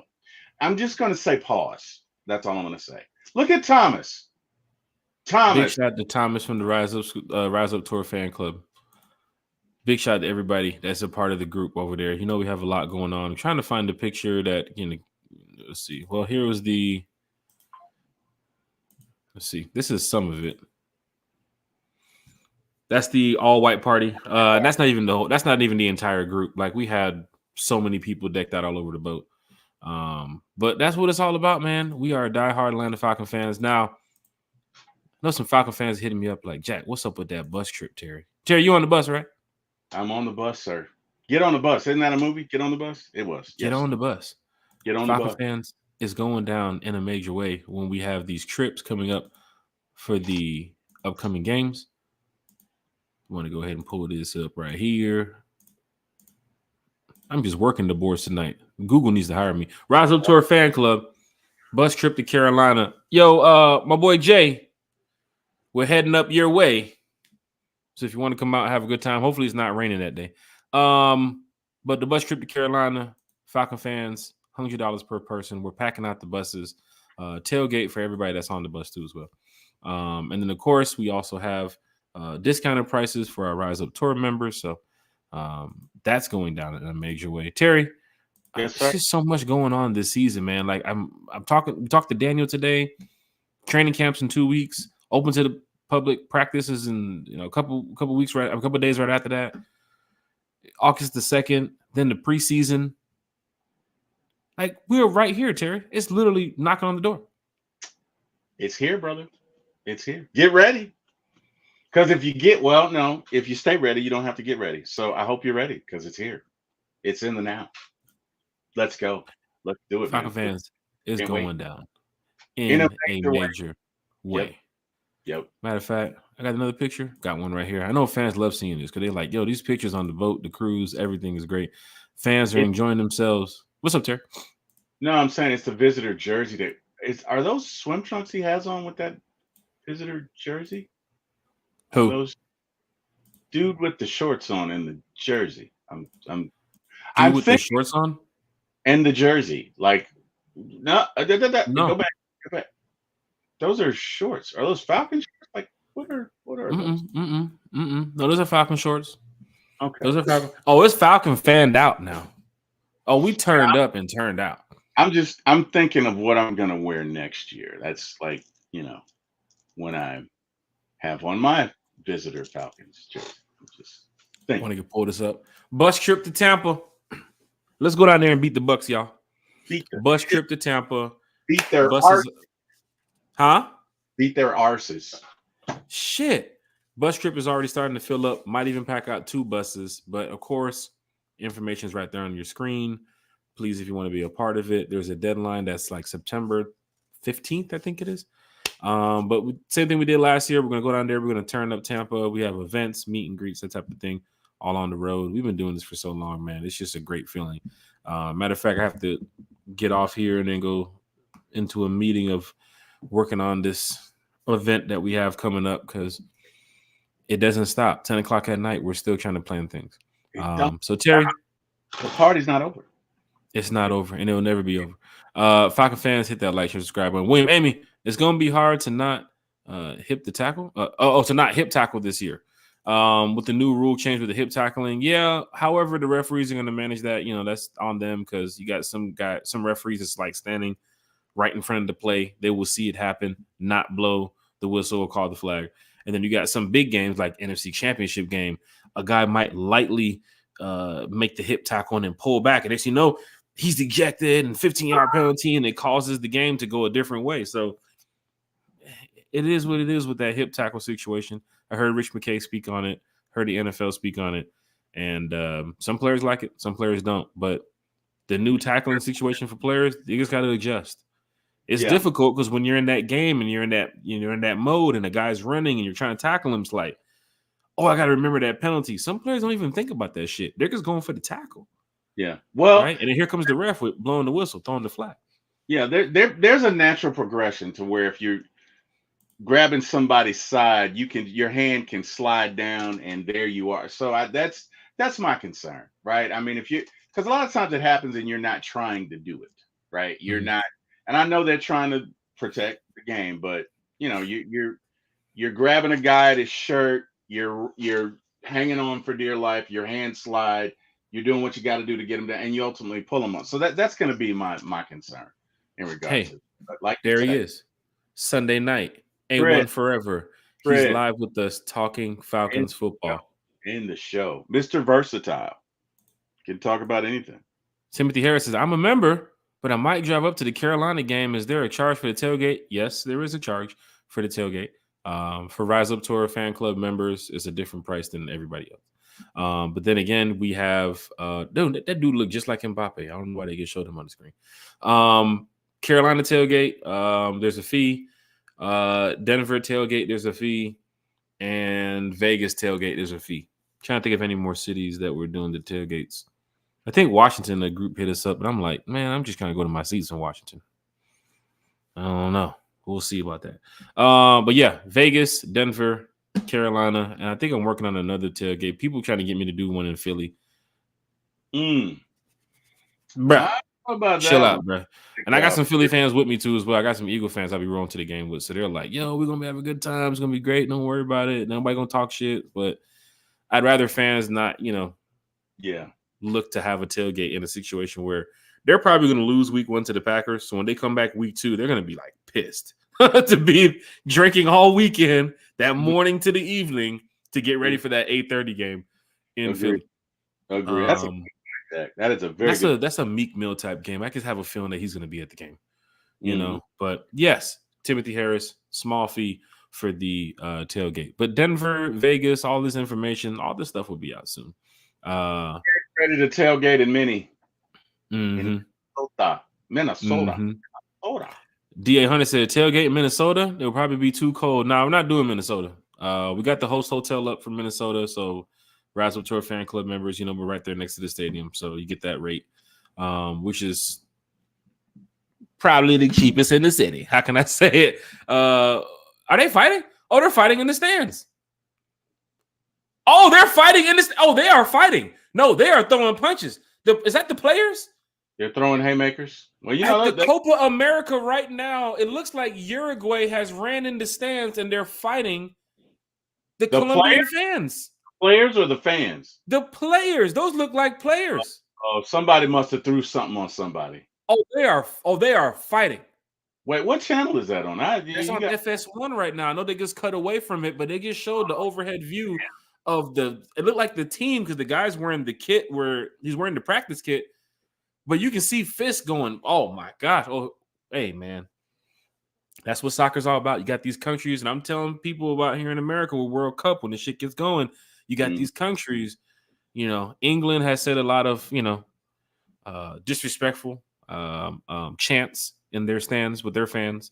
Here they come, over to play the championship now in the Euros, and it's going to qualify themselves to be in this World Cup soon. So, quarterfinals is here in Atlanta, man. It's going to heat up. It's going to be about 4 million people, here in Atlanta for that time period. But no tailgate in Minnesota. We do have the events planned. Everything will be out shortly.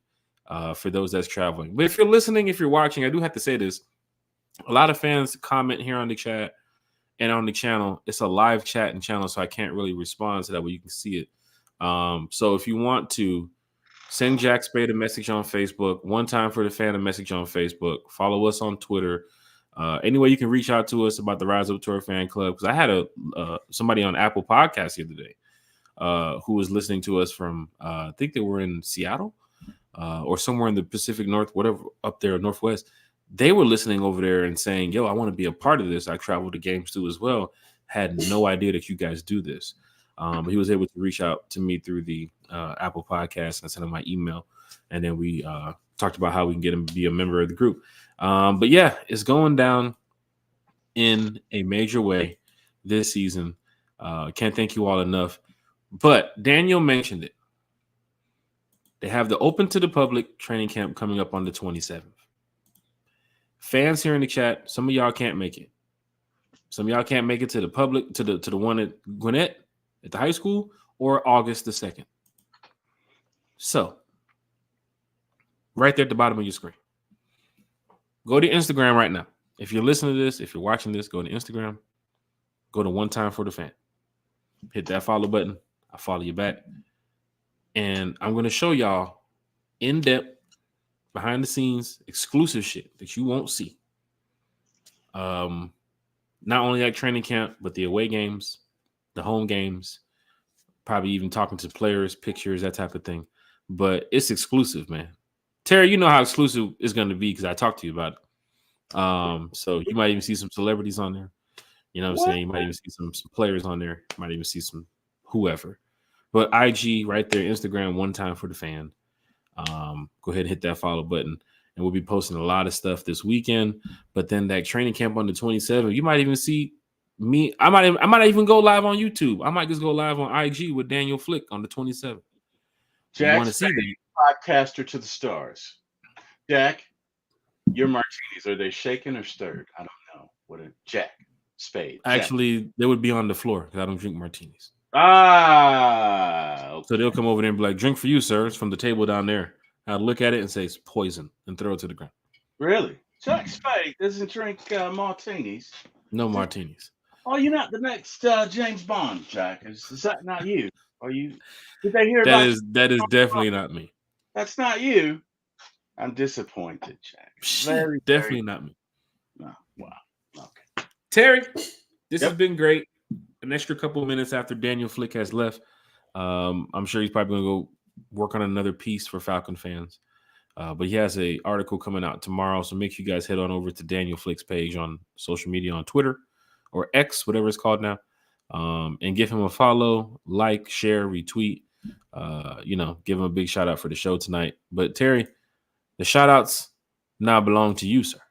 Yes, sir. First and foremost, shout out to every single one of the fans who joined us for this show in this chat, and every single one of the fans who didn't. Guys, we want to thank you. We appreciate you. We would not be here without you. We do this for you and with you, and look forward to doing it every Sunday, every Wednesday, every Friday morning, and pop-up shows as well. So thank you, guys. Also want to thank God, because without him, nothing else matters. We're not here. I'm not here. So thank you, God, for my family, for my friends, for these fans, for my Falcons, for me, for my family. And last but not least, Jack, my friend, I cannot thank you enough. This is so much fun doing this with you every Sunday, every Wednesday, every Friday, and the pop ups. And looking forward to doing it again.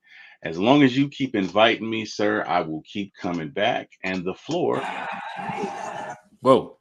So I got a little bit of it here. Might be able to share it with you. Terry. That fight? Is that the fight? Uruguayan fans ran into the stands and they're getting active. They are getting active. They are about that life. Oh, they're about that life. About that life? They They're are about that life. Somebody better call Pookie. Not Pookie. This is Uruguayan Colombia. Somebody better call Pookie from the game. He need to straighten it out. Sheesh. Straighten it out. Just saying. Falcon fans, shout out to you all. Shout out to Daniel Flick. Yes. Taking the time yes. to talk to us today on the podcast. Yes. Big shout out to Kerry. Big shout out to Chase. Yes. Chase, you're gonna get smacked down in this NCAA or this Madden. You know what's gonna happen. He saw you run a play. Run up, you're gonna get done up, Chase. Chase don't know. Chase don't know. I'm on like full scout alert right now. Like I'm scouting Chase. He posted a play on Madden the other day, and I'm watching the play, and I'm like, How does song go by Glorilla? Run up, get done up. Wait a minute. Wait. Hey Glow, something like that. Yeah, that's what Chase gonna get. Run up, get done up, Chase. That's what Jack said. Jack, why is that look of astonishment on your face? My Glorilla call. Terry, you been listening to goddamn Glorilla? Hey man, hey, it was on the YouTube the other day, and I was like, I like the beat and everything. I can dig it, Terry out there listening to Glorilla in the truck. Yeah, Glow. Hey, I kind of liked it a little bit, low key. I did. Up there twisting your fingers, Terry. You going back in the day now? You twisting your fingers up now? I was trying to do the Memphis juking, isn't that what y'all call it or whatever, that dance? I was trying. Don't tell me you was in there juking like little Buck them. I was trying, man. I was hey, you know what I mean? Okay, it was terrible, but I did try it. I did. That man was in there doing the Memphis juke. So I love that dance. I love those videos. There's that one lady on there, she's real small, but man, I know you know who I'm talking about, Jack. Like she's very short. But she can do it. Like that's the girl who runs that LFE company who does it. She's going viral every single day. But one of them, I ain't gonna mention who, apparently is a Falcon fan. So I need to go ahead and reach out, see if we can get some juking going on here on the channel. Hey, let's do it. 330 is asking, can I do Bane? I do a very bad Bane. Let me see. Oh shit. I got a friend of mine who does Bane well. I don't, but because Sunday night for Bane? Are you trying Bane now or Sunday night for Bane? I'll do it now. Hold on. Oh. I already my voice like this. Hold on. Okay. I was born in the darkness. You merely adapted to it. A little bit of Darth Vader in there. Yeah. I was born in the darkness. If you can do the Bane during your segments when you mention the Falcons, I think that would be great for the podcast. They'd be like, yo, he's bringing Bane out and he's talking Falcons. You know what? And it's funny he says that. Right? 1 and 1 plus 1 and 1 makes 2, right? Am I right? Bro, I usually say that when I'm whooping somebody's ass on Madden. I'm like, I was born in the darkness. Like when they throw some shit that they didn't before, and I'm disguising my coverage, and let me get that up out when I intercept it. You know what I mean? And I just follow with this. I was born in the dark. Oh, I gotta work. I ain't gonna lie. I'd be whipping people on Madden. I'll give my son the mic and then make them think they were playing my son. So damn. He be over there trash talking. I be over there doing the plays. He be like, yeah, you see this? Man, you so mid. You so mud. He be going off in the chat with them, and then he'll give me back the microphone. He be giving back the headset. He be like, this guy's starting to curse now. So you're like over there working that dude, working him. You're like the dude from Avengers where he was like arguing with this kid, and this kid's like, you suck. And Thor's like, I will come and destroy you if you continue to talk to my friend that way. And that goes for anybody who's playing me in NCAA coming up. Don't leave the game second quarter, because I'm gonna be putting some people in some bad situations when the NCAA come out. Y'all gonna be taking off of work, not going on dates with your wife or your girl to play NCAA, to play somebody like me that's gonna drag you through the mud for 20 minutes in this game. Terry? Yep. Once again, also, if you never played Madden, don't try to jump on NCAA 2. You're gonna look foolish if you don't play Madden and you jumping on NCAA talking about you're gonna beat somebody. No, you're not. Falcon fans, hit that like, hit that share, hit that subscribe button. My boy Dre said that's crime mob. Nuck if you buck. Sheesh. Taking it back to old ATL, man. Hey, now, Falcon fans, we'll be back Sunday night to talk some Falcons football with you all. No Friday morning podcast. T Will from one time for the fan and for my ATL Sports will probably be going live. He's been doing a lot of pop-up shows too as well. I believe you were live today, right? Terry? Talk about the Hawks, man, what they're doing and where they're going and all that stuff. I don't even want to spend time talking more about this because I saw something today where a player was announced for the Hawks and there was money involved, and I looked down and I said, "Oh shit, we signed Kevin Durant." No, we didn't. I believe your comment was, "What the?" It was either what WTH or WTF. Well, the first when I looked up and the first letter was V, I said, "Let me see, who do I know in the NBA whose name starts with a V that we would love to have here?" I don't know. But yeah, the Hawks got a guy that apparently is their bench guy, bench guard. Yeah, he's a good 3-point shooter, right? So, okay, we had a litany of injuries last year, and the one thing that came through that was some guys that didn't play before got a chance to play, and he was one of them, and he did really well. I think his 3-point percentage was very high. They gave him a deal. I think it's $10 million for 4 years. It's very team friendly. Mm-hmm. So that was it. T Will, what's your channel name before we get up out of here, brother? For my ATL Sports 1. Thank you, 3 Dirty. For my ATL Sports 1, it's on YouTube. And feel free to drop the link in the chat, Terry, if you want to. If you want to go ahead and drop your information in the chat, definitely. Terry does a great job talking Braves, talking Hawks. Of course, you see him here talking Falcons. And he's taking it to the next level, man. He has special guests already on his show. He's going live a couple times during the day. He was on, he was on a morning podcast with us. After that, he went to go do another podcast talking Braves, talking Hawks. But he does a great job when breaking down sports, man, when it comes to these Atlanta teams. So for my ATL Sports 1, big shout to Terry, T Will, big shout to Bodie, big shout to Chase, Carrie, everybody, man. I want to say thank you. We'll be back Sunday night, 8 p.m. A1 forever. Chris is going to be here talking Falcons with us. Chris. A1 forever. Chris is that dude, man. He sure is. That Terry. Yep. We outie.